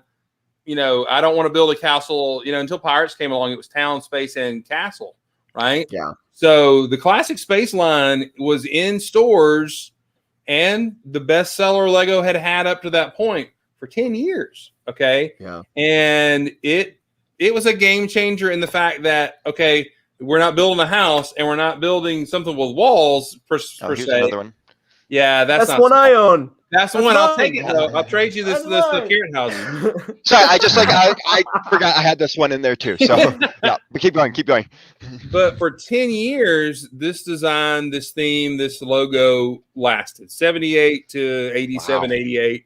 Crazy. And then the logo then goes on into Futuron. Where there's like time as Blacktron. 50, I want to say there was like 50 different space themes that just came out of this. Like, Blacktron, Ice Planet, Blacktron 2. There's like a ton of them. So, yeah. Ethan, you want to give me a letter here? I mean, I would rank it. I mean, it's so difficult because they're cool, but does it compete with today? I think it's. But okay, we shouldn't compete this against what's today. Yeah. We should I would love looking at the all these sets. I would love all these sets. And I think as a kid who loves space, this would have been an amazing theme for me to have. I mean, I grew up with Mars Mission, which was even better. But I'm just tacking from Zoom there because I love Mars Mission. I know he doesn't. So he slapped some stupid Technic shooters on side. Get out of here! Goodness gracious! I would give it an A, because I would love them. Yeah. Honestly, I think there's sets like this. I would honestly, some of these sets, even this one, it just look cool. Like, there's some really cool parts where it's a nice mixture of realism and sci-fi, in my opinion. So, Matt, I love it. Honestly, what I love about it is that it feels authentic Lego. It, like we were talking about earlier, you can rebuild the set if you tear it apart, or you can make something new. And that's what makes Lego so unique as a product, rather than having something that's more model-based or action figure-like, which is, I feel like, what we have today. This is more authentic Lego than a lot of the other themes that we've discussed. What I also like is the different vehicles and a mix of bases. That, to me, is really something that's very unique. And we don't always see that with things like Star Wars, where it seems like we'll get a lineup where it's a lot of ships, and then every once in a while we'll get the play set, or it'll be like the Cantina and be $350. You know, like, but with this, it seemed to all fit together. And if you put all the sets together, if you own them all, that would be even cooler to have that all set up on a table in one room to display. Like, honestly, I would display these things even back then or today, not just because of what they're worth now and nostalgia, but because they're cool. And honestly, the mockability with these sets is amazing. I think I was looking at some pictures while I was looking for these. And I saw some really cool mocks of like lunar bases, like what he's talked about doing, like, and redoing them. I think there's a lot of, because of how simple the theme is. I love that. I love it simple. It's got. It's people exploring the moon. How many of us, when we were a kid, wanted to explore the moon? Like, it's got really good thing. Yeah, I would have to give it an A. Okay. The only reason I don't give it an S is, this sounds weird, but when I play with, like, I'm thinking as a kid, right? But when I play with Legos, of course I want the swooshability and everything, but I never felt like, how do I put this? There was anybody for them to fight or to like do. I mean, are they mining? I think they are. That's the premise of the story, right? A little bit. They're establishing colonies and bases. Yeah, it's up to the you. That's the thing. The story. If you look at every, I mean, I'm looking at the themes you got. Sure. Stories provided on all those. The story is the kid provided, and for me as a kid, that was important. I'm telling my own story. And then you can have the yellow faction, and then you have the white faction. And that's you a good point too. You can make them fight each other. I'm just saying, like, or the traitor. There were ranks. Like for me, the white guys were scientists. The red guys were engineers. The black suited guys, they were pilots. The blue guys were I don't know. The yellow guys were naked. Yeah. I don't. That's. And the red ones were firefighters. So, quick question. During this, there was stuff like Blacktron Ice Planet. Did that come out in the same 10 years that Classic Space was out? No. Okay. I was gonna say, if it came out during that time, you could also use those. Going off Matt's point of fighting. Yeah. Or I guess maybe I wish the story was a little bit more clear with that. And I believe me, I like the idea that it's super creative and it's up to you. But for me personally, if I was a kid, I'd be like, okay, I built it, so now what? That's just me though. I get that. I mean, a different era. I get it. Yeah, sure. What about you, Fazoom? Oh, it's superior. All by far. Was that even a question? All right, here we go. But I want you to think about this. You would not, I mean, everybody talks about Lego has specialized pieces now. That's why you can build so much. If you look at even those simple sets, like the three-way thruster pack, the engine coil or cone, the stands, the windshields, the hinge stuff and like that, those control sticks like that, those engines in the back, those pieces. And in gray was not a color. Gray and green were banned by Lego because you could make war toys and they didn't want to do that. So gray, all of a sudden, now that's the way the Lego was. Now, crazy. We can play a Lego game and aim better now because of the new engine, right? But we can't get military Lego. No. That's okay unless you buy the soft with camel. But anyway, if you look at that, those cones, a lot of that would not exist. Okay, I mean, they would not have. You would not have had air tanks for your firemen to wear, and all that kind of stuff. So when it comes to all of a sudden Lego going, we need to make some pieces that match where we're going rather than just use the plain brick around there. Space did it. Space moved them in that thing. So in my opinion, Space is a game changer when it came to the brick, because all of a sudden Lego's like, oh, we do need to make some pieces that move us there that are system pieces that have more detail, the ability to build smaller, the ability to build better, and make more shapes other than something blocky. Because if you look at that, that's not blocky. No, it's that's curved and pointy and wingy and all those adjectives. I was gonna say, looking at that, like we wouldn't have what we know of as Lego today without a set like that. Because like if you look at how many of those pieces are in like most Star Wars sets you buy right now, or most like kind of like spaceship sets you buy right now. So yeah, no, that's a very good point. That wedge plate isn't common. No, look, there's snot going on with that hinge. Yes, the hinge to the side. That's not something you're going to find in a car. All right, I mean that's space. It is. Honestly, it's a game changer. That's why it's it's superior because it's what I grew up with. It's superior because it changed the game. If you look at every theme that you've got there, what some of the things that have moved it forward is because space pieces came along and shoved them to say we need to make some pieces that are system but help us out. You know what I'm saying? What you said earlier too. I mean, when you realized that this dish piece existed and your whole life was changed, right? Like. It's not grounded. I mean, it is kind of grounded in reality, but it takes you outside of that possibility and it expands your creative horizons to be able to think up other themes as well, rather than just having an airport or a train or something like that. Yeah. So that's my vote. That's why, I mean, it's not that this is what I play with a kid. It's game changer for Lego. And it became the most popular thing Lego has done up to date. Until Pirates came along and became, because it was like, oh, wow, we can do Pirates too. And I love Pirates. Pirates is great, but that moved them forward even more. But from 78 to 88, and then in 89 Blacktron and moving forward, you got 2 decades of space sets that were wildly popular and were game changers until 99 when Star Wars comes along and they're like, we'll just make spaceships there, and that's what changed. But anyway, in my opinion, that's why it is one of the big 3. Really? It is, and definitely the big 4 now. And Binacle is a low 20. But anyway, anyway, that's why I would vote it superior, just because. I mean, you understand, at 10, this was a game changer for the entire system, right? So totally. The space to you is the Star Wars for us. Yeah. Honestly, and we still rated Star Wars A.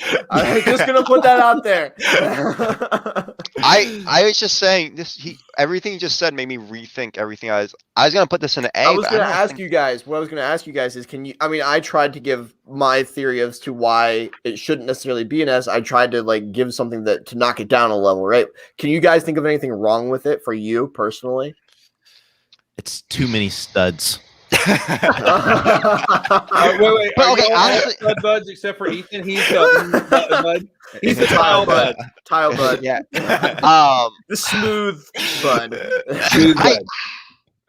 I don't actually have any Bronx. Okay, so a little background on me. Growing up, I absolutely love space. I used to read the star, like look at star stuff, like look at NASA, like they used to do a daily picture from NASA of like the different, from pictures from space. I love space. I used to draw, make spaceships, played with Mars mission, made space bases.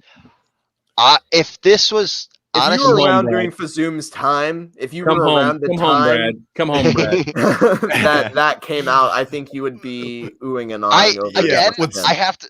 I have to agree with Matt. My only problem would have been I couldn't have had violent stories going on here. But at the same time, violence. It's just like I could have made bad guys fighting each other, but at the same time, looking at it, like in my mind, red and white would have been mad at each other and fighting for some reason. Like that's me as a kid. You're just seeing me come out as a kid. Some sort of conflict is important, I think, in storytelling as a whole. That's just where I come from. Zoom's all with a story, and Brad's like, die. Well, can I tell you, the theory is, and I think even Lego said it itself, the reason they had it originally was white and yellow, or white and red. The whites were the American astronauts, and the reds were the Soviet. In the early 80s, in the late 70s, early 80s. True. We had found peace in space and all that kind of stuff. I mean, that's a big deal. So, okay. Well, that also, that makes me think very differently about it from a symbolic kind of art perspective as well. That's really cool. I never knew that. Yep. I I'm gonna have to give this an S. Fazoom has changed my mind. Ethan or Matt, are you guys still on A? Or? I'm gonna stick to what I said. A. Can I give it an A plus? I agree. It should. I mean, with Star Wars in '77, I mean, I feel like we all would have like been all over space. Like, yeah, but and that's the thing. We didn't have. I mean, you had the Fisher Price or Kenner toys and everything, and then if you look at the classic space for size spaces, those triangles, you know what they also look like? Star Destroyers, right? All right. But they're the pieces. There you go. Hey, you have to. Those angles. The rule is you have to have a majority vote. Yeah. If Matt goes to S, I'll go at S. Okay, because my rule is it can't get into S unless it's a majority vote. I will read it in S. Okay, I'll go S. I Fazoom, you convinced me. There's okay. Yeah. And when I think of Lego, right? When you say the word Lego, quite frankly, this might sound contrary to popular belief, but I don't think of Star Wars. I think of something. Space. I think of something more akin to what space was and what it did for the brand, which is what you're saying. I think of City a lot too when people say the word Lego. I think of just building things. Yeah. Creator. Honestly, though, once we get to a medieval theme, I'm going to be pushing very hard to get one of our medieval themes into an S because I love medieval. Space and medieval. I mean, space has kind of moved down my list though, but I love medieval. You can't go wrong with but I'm also a history geek, so. Well, and the cool thing about this was that we got him on to be able to convince us young guys about it, and that's what the whole point is, right? It's having a new perspective and a new appreciation for it. So I hope the people who watched or who will watch this video understand that going forward. Yes, and I wanted to quickly talk. He mentioned Blacktron was one of his favorite. I thought we were gonna have more time to do this. All good. I do have pictures, but okay, this is the thing. There's Blacktron, and then there's Blacktron 2. So I quickly pulled photo. I felt like we couldn't rank both. We had to rank both of them together. So I pulled up both some images. So quickly, this is Blacktron, this symbol right here, and then this is Blacktron 2. So you'll kind of see that. So like this Blacktron. Amazing. We got a kind of similar. This one, I liked. Honestly, that's really cool. But I wish I had more detail in that big pod looking thing. Yes, I do agree with that. But it looks like a landing bay there. They actually you twist a little deal, and that whole the black part there with the kind of the dome looking pieces opens up and it splits apart and all that kind of stuff. That is awesome. Got some gearing in it and everything. Yeah. Wait, no, that's not Blacktron. Oh, here we go. We got this weird walker. Why did they move to Blacktron? What was the push there? It was, I guess, to make a Empire looking bad guy kind of. Well, I mean, they didn't say they were bad guys specifically. Oh, they're black. Like right. Dark figures like Darth Vader. They have this awesome, really stealthy torso, and you can't see their face because it's blacked out. Yeah, even though there's this happy smiley guy under there. Which so these are the bad guys to our space. Yes. Yeah. And you knew the enemy and everything, but the designs were radical because the big ship was asymmetric. That's asymmetric. It's wild. It hits a lot of 70s and 80s notes as it's coming along. I mean, 80s, late 80s notes and stuff like that. And building something. Space Toys looked a lot like that. And then Blacktron 2 here to give us. So I'm going to rank both these teams together. We're going to pick one letter for both of them. I feel like because it's kind of hard. Ben 10 vibes. I don't know. The logo.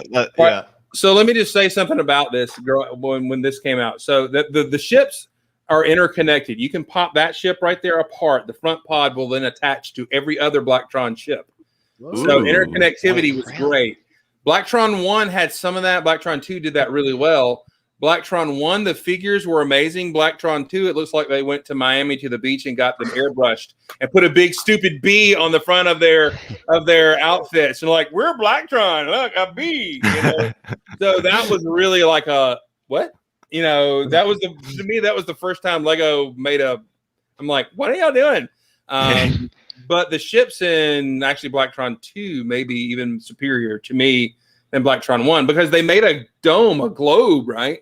They're important because they did make that first faction And I mean, you had pirates coming out, so these are space pirates and stuff like that. So it says that Blacktron was one of the two factions of space theme, the other being Photron. Futuron, okay. Futuron was kind of like Star Trek: The Next Generation, the classic space Captain Kirk Star Trek. Okay. They had the visors, they had this zippered torso. Which when you get that new Space Police dude that comes in the collectible series, the Space Police were also kind of Futuron dudes, had that zipper and the logo moved over to the thing. Really cool, more advanced looking outfits and everything. I like them. So the first, I'm just gonna read a little bit of thing. The first unified and truly themed space sub-theme, Blacktron, took to the stars in the black and yellow trim and red and yellow transparent pieces. The odd man out was the meter monitor, which was white and black with red transparent. Yeah, the little meteor monitor set was like the wrong color for the original Blacktron. It was kind of the bridge set. Yeah. Okay. Blacktron minifigures wore black jumpsuits akin to today's military pilots with white trim and black visors.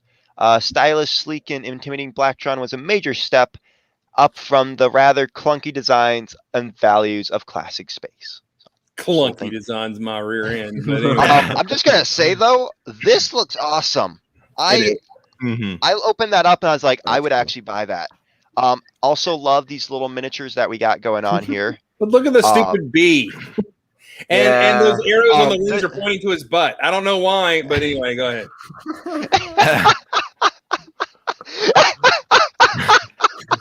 I can't unsee that now. I think they feel like a cheapened version of what it was to have that classic space. Yeah, in a way. Honestly, I do think they're off-brand, but I do think there are some cooler designs in a way. But like, also, I get what you're talking about. Honestly, I do love this. I'm a big fan of bases, and this feels like outer space like base. Like I would absolutely fun too to play with. Yeah. And at the time, how much did that cost? Oh gosh, I don't know. That was probably 40, 50, 60 bucks. That was like $3. This was the meter monitor, the one with the red and that's the one that went between the two, yeah. Those are microfighters. Yeah. I mean, honestly, I do like when themes can make like this is a tiny set, but it still feels like you could use this with the bigger sets. Like, they have to have little hovercraft to get around the moon. Like, you got bicycles, you got to have like a bicycle like vehicle. Like, and I feel like Space did a good job, like even here, of making little spacecraft that they could still fly around on that fit with the bigger sets, which a lot of themes don't do well. It's like, oh, here's a tiny crappy set to go with the theme. It's like, well, this is junk. Like, I think what a piece of junk. Yeah. Hey, I just shared something. I remade that Blacktron 2 set. Whoa. Back probably about 10 years ago. Wow. It looks horrible. No, I'm just I would buy that. I'm not gonna lie. It looks like this insect creature. I love that. I love that. Yeah, that's great. That's awesome. But really quick on this. I definitely know it's not an S, but any thoughts of where this should be starting? I'll honestly say it. I think it's super cool, but I think this is a B. I think first Space Theme did everything really well. I think this is cool, adds a lot of cool elements to it. Stuff I would still play with, I would still display it. I think the mockability of it is still awesome. But I think I have to agree with Matt a little bit. Like, it is a little bit of a cheaper down version of Space. Well, what I don't like about it is that the Blacktron itself feels like there aren't any good guys. It feels like because they're all these dark, shadowy figures, it's all bad guys. I mean, and the reason I feel that way is because we already had classic Space, and it felt like those would be the good guy version theme to what Blacktron was. Yeah, let me just say a caveat to that. Those came out concurrently with Futuron and Space Police. So you actually had 3 factions in space. You had the Peaceful Explorers in Futuron, you had the Protectors in Space Police, and you had the bad guy. Because remember, Space was one theme, and so you had 3 themes concurrently in space at the same time. So they were all in the space theme, but then you had your bad guys, your good guys, and your normal guys. So that's and that's really weird. They were not a theme unto themselves. They were mixed into the other space going on at the time. Got it. So it almost feels like the faction itself was a theme, and then you had these other factions which became themes, which is very different from how we look at it today. Yeah. So imagine you were getting were Jedi and Rebel ships, and all of a sudden the TIE Fighter came out. Then Blacktron was the TIE Fighter, right? Yeah. It would be like having an Empire theme and a Rebels theme concurrently. Which why don't we get that? That would be awesome. That would be awesome. We would be broke. We would be broke. True. Two Star Wars themes at once. I'm talking if you had like 6, like basically like 12 different Star Wars themes going on at once, no Lego fan would have money ever. Like no Lego Star Wars fan. Yeah. I honestly I like Blacktron. I think it's almost B+ A quality. Blacktron 2 C. Yeah. Wait, do we want to put Blacktron 2? I agree. Blacktron 2 is more of a C. I like there are like this set. I would say. Yeah. That's like awesome. That one's really cool. But like I maybe not just picked up that base plate. Yeah. Also, when just FYI, do you go back to the base? Do you see on the base where there's another one of those pods there in the middle between? So the front of the pod off of that spaceship could snap off and swap out and park there on the base, and then you could take the one off the other ship. And so it's totally modular. Those pods were the same across the sets, so it was really cool. That's actually really cool. That interconnectivity. Yeah, that we don't always get in a lot of Lego sets. I feel like Lego needs to do that more. They need to make more sets that go together or can transition between the things. But yeah, I mean, I see. This is my opinion of C. C is like, this is still a good theme, but it's not an awful theme either. Like I it's see just C like, as average. Yeah, it's an average theme, and I would say Blacktron 2 is more of an average theme. It's good, but I do think Classic Space left more up to story, quote unquote. So also, Fazoom might know this, but weren't these light bluish gray or just light gray plates? Weren't they 50 by 50 instead of 48 by 48? No, they're 36. They're 30. Yeah, they were. Yeah, I knew there was something weird. Like no, they're 32 by 32. They're 32. Yeah. Oh, got it. There's just 2 of them there. Wait. That would have been. That's about 64 studs long. Then are you counting? Yep. Yeah, something like what I can't remember. I can't think off the top of my head. It's like it's a big set. I'm just thinking about like my blacksmith. That's almost 32 by 32.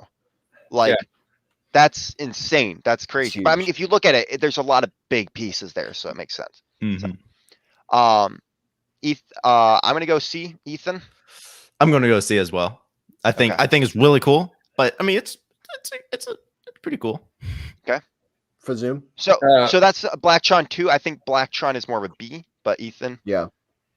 I mean, I'm going to give Blacktron an A because and I'm going to be real honest. When Blacktron came out, it was such a departure, and it being asymmetric, I didn't like it at first. Now I love it. As I look at it a little better. I mean, anyway, so Blacktron being the Empire all of a sudden showing up to Luke's house, you know what I'm saying? And it being a big deal, it's an A for me. Blacktron 2, which I love, but the stupid outfits of the figs with the smiley face that you can see, that knocks it down, honestly, to a B or a C for me. I mean, even though I loved it. The Blacktron dudes are stupid. I mean, the Blacktron 2 dudes are stupid. So I give the original Blacktron an A. That's just my call. But so those are the bad guys. You got the ones you like are the good guys, and the one that you don't like, they can be the bad guys. I think we're gonna have to bring Fazoom back sometime to talk about Futuron and Space Police. Which I was just need that perspective too, like someone who grew up with it. Or we need to grab Fleebnork, like someone like that. We need to get more space people on here, like because I mean I think that's the thing I love about the Lego community. We all have different loves of themes. You know, there are some people who love Bionicle. There's some people who love And we all, even though we make fun, like we'll be like, "Oh, Bionicle sucks." Like we'll make fun of Bionicle. We'll make fun of Blacktron. We'll make fun. Y'all make fun of us Star Wars fans. Yeah. We make fun of ourselves. Yeah, no. We know what we're like. We still all love Lego, and it comes down to that as a whole. Like we know that we love these themes in general, but it's so much fun to have someone, because like we can all look at a theme and enjoy parts about that theme, but it's so much fun to bring someone in who loves that theme. Like I love Exoforce. I love that theme to death, and I will defend that theme a lot, even with all the hate it gets. But I like I like Exoforce too, especially the first series. Thank you. So does anyone remember the? Also, does anyone remember like the exosuit? It was wasn't it an idea set? That one was a cool set. I never got it, but it was made by Pete Reed, and and you got the green classic space guy in it. That was a really good nod. It's really well. I mean, it's a neat set. It didn't really communicate well to kids, and it is a little brittle, kind of fiddly when you try to. Oh no. Uh-oh. Well, who cares about the kids? Oh. Uh-oh. He just Fazoom. His dad away. His dad turned off his internet. Did I blink out? Yeah, you did, but we can hear. You're back. You're back now. You caught a case of the Ethan internet. Yeah, well, Ethernet. Anyway, more computers have come on here in the house. I'm sure my wife's just at home.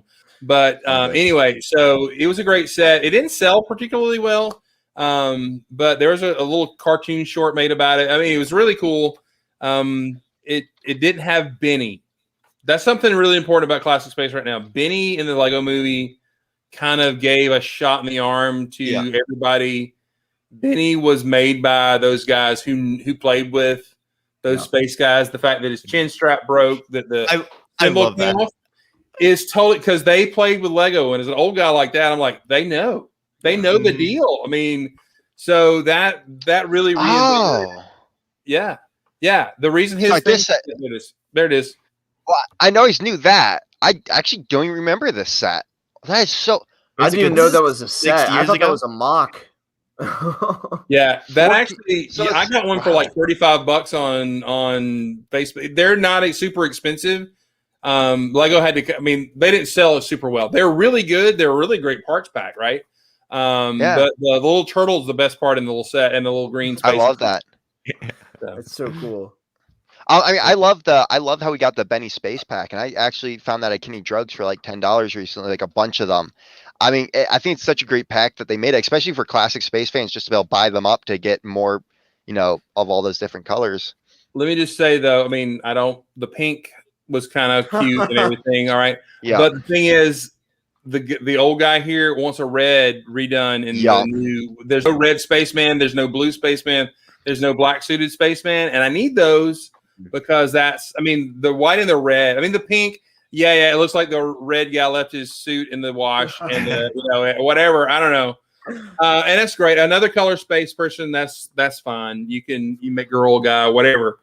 But I really want in this, since they have all the molds and they're still using them, I want a red one. I want the original colors. And if it gets that 18 plus style, if we get a set like that in space, I really would love to have those original colors in there and populating it. Honestly, I think they should make an 18 plus with a pack that goes along with it for the different colors, like a modular building. Awesome. Agreed. True. Space hotel. Ethan, do you want to quickly do question of the week? Because I know we're running out of time here. I know it's late. Zane picked the question. Split pretty soon, so okay. Yes, we're going to skip the question of the week, and we're going to do the memes because Zane picked the question, so I want him to be here. Okay, really quick, Ethan. Meme time. Yeah, meme really time. Quick. Okay, quick, quicker than quick, faster than fast. Speed. I am speed. Okay. Ka-chow. It's time.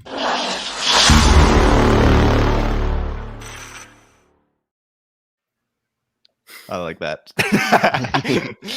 So serious for something so funny. Can you tell we got bored and started making all these like just Okay. I'm gonna start with this one. This is Matt.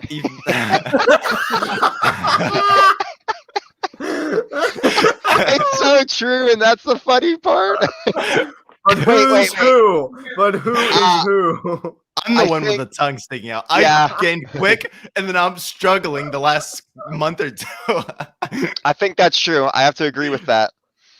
Oh my god! I'm pretty sure I'm the car that broke down like 4 laps ago. Like, Fazoom turned invisible. What? No. It was so funny. He left. He heard me.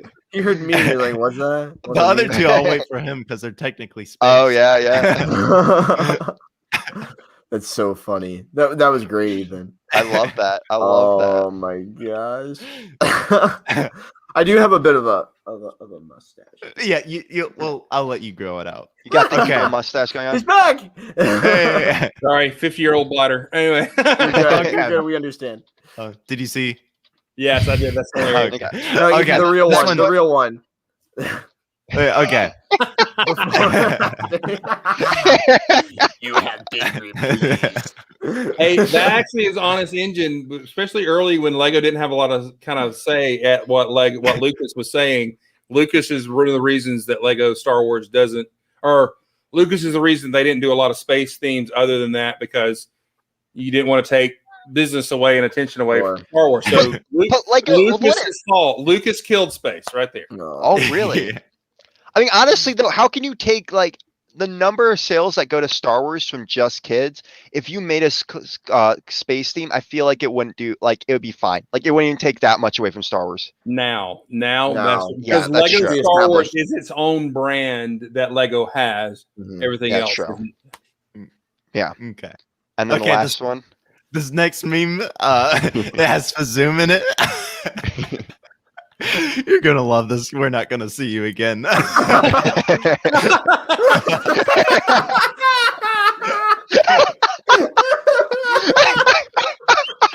That's awesome.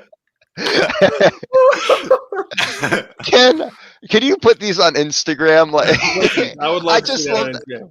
Please. Oh my gosh. Please, we need to make a Stud Buds Instagram just to put these images on every week. Just for the memes. Oh my gosh. Where did you get that picture? Where did you I literally kissing on my wife right there. So. If you see, that's the indention. That's oh, that's great, man. Ethan, we're not going to see him ever again. or we just got him to come back more. Like. Also, I guess we can look at the one from last week for Zoom if he wasn't here. It's true. It's true. They write themselves. They literally write themselves. They really do. Oh boy. Well, all right, guys. All right. Thank you guys so much. Thank you Fazoom for being here today. I think just the amount of stuff I learned about space and you and working like Lego stuff, I think it's just awesome. I did learn a lot from today, so thank you so much for being here. Yeah, totally. I really do hope you'll come back one day. Sure. Give me a minute, but yeah, I'll be back. No, we got some people we got to get on here before we start bringing people back. Oh my gosh. I don't think it was as bad as you thought it was gonna be, though. I have to say that. Better than dumb. I want the three of you now. So I mean, you know. True. Guys, don't forget to join our Discord server so you know what channel and when it's going to be on. I think it's going to be on Zane's channel next week. Maybe not. I don't know. We have to spread it all. We gotta talk. Every week we're like, okay, this is whose channel it's going to be on, and then something happens to that person and it can't be on their channel. Yeah. Every time. So yeah. Thank you for joining us on Space Week of Stud Buds. We're gonna do other fun stuff like this in the future. Hopefully, maybe we'll do a special castle one, do a special Bionicle one in the future. That'd be fun. But guys, I hope you all have a great night. Don't forget to join our Discord server. Yes, big thing right there. Which we'll do. And then also, let us know what themes you want us to talk about in the future. So, hope you guys all have a great night, and don't forget to break up to that next level. Bye.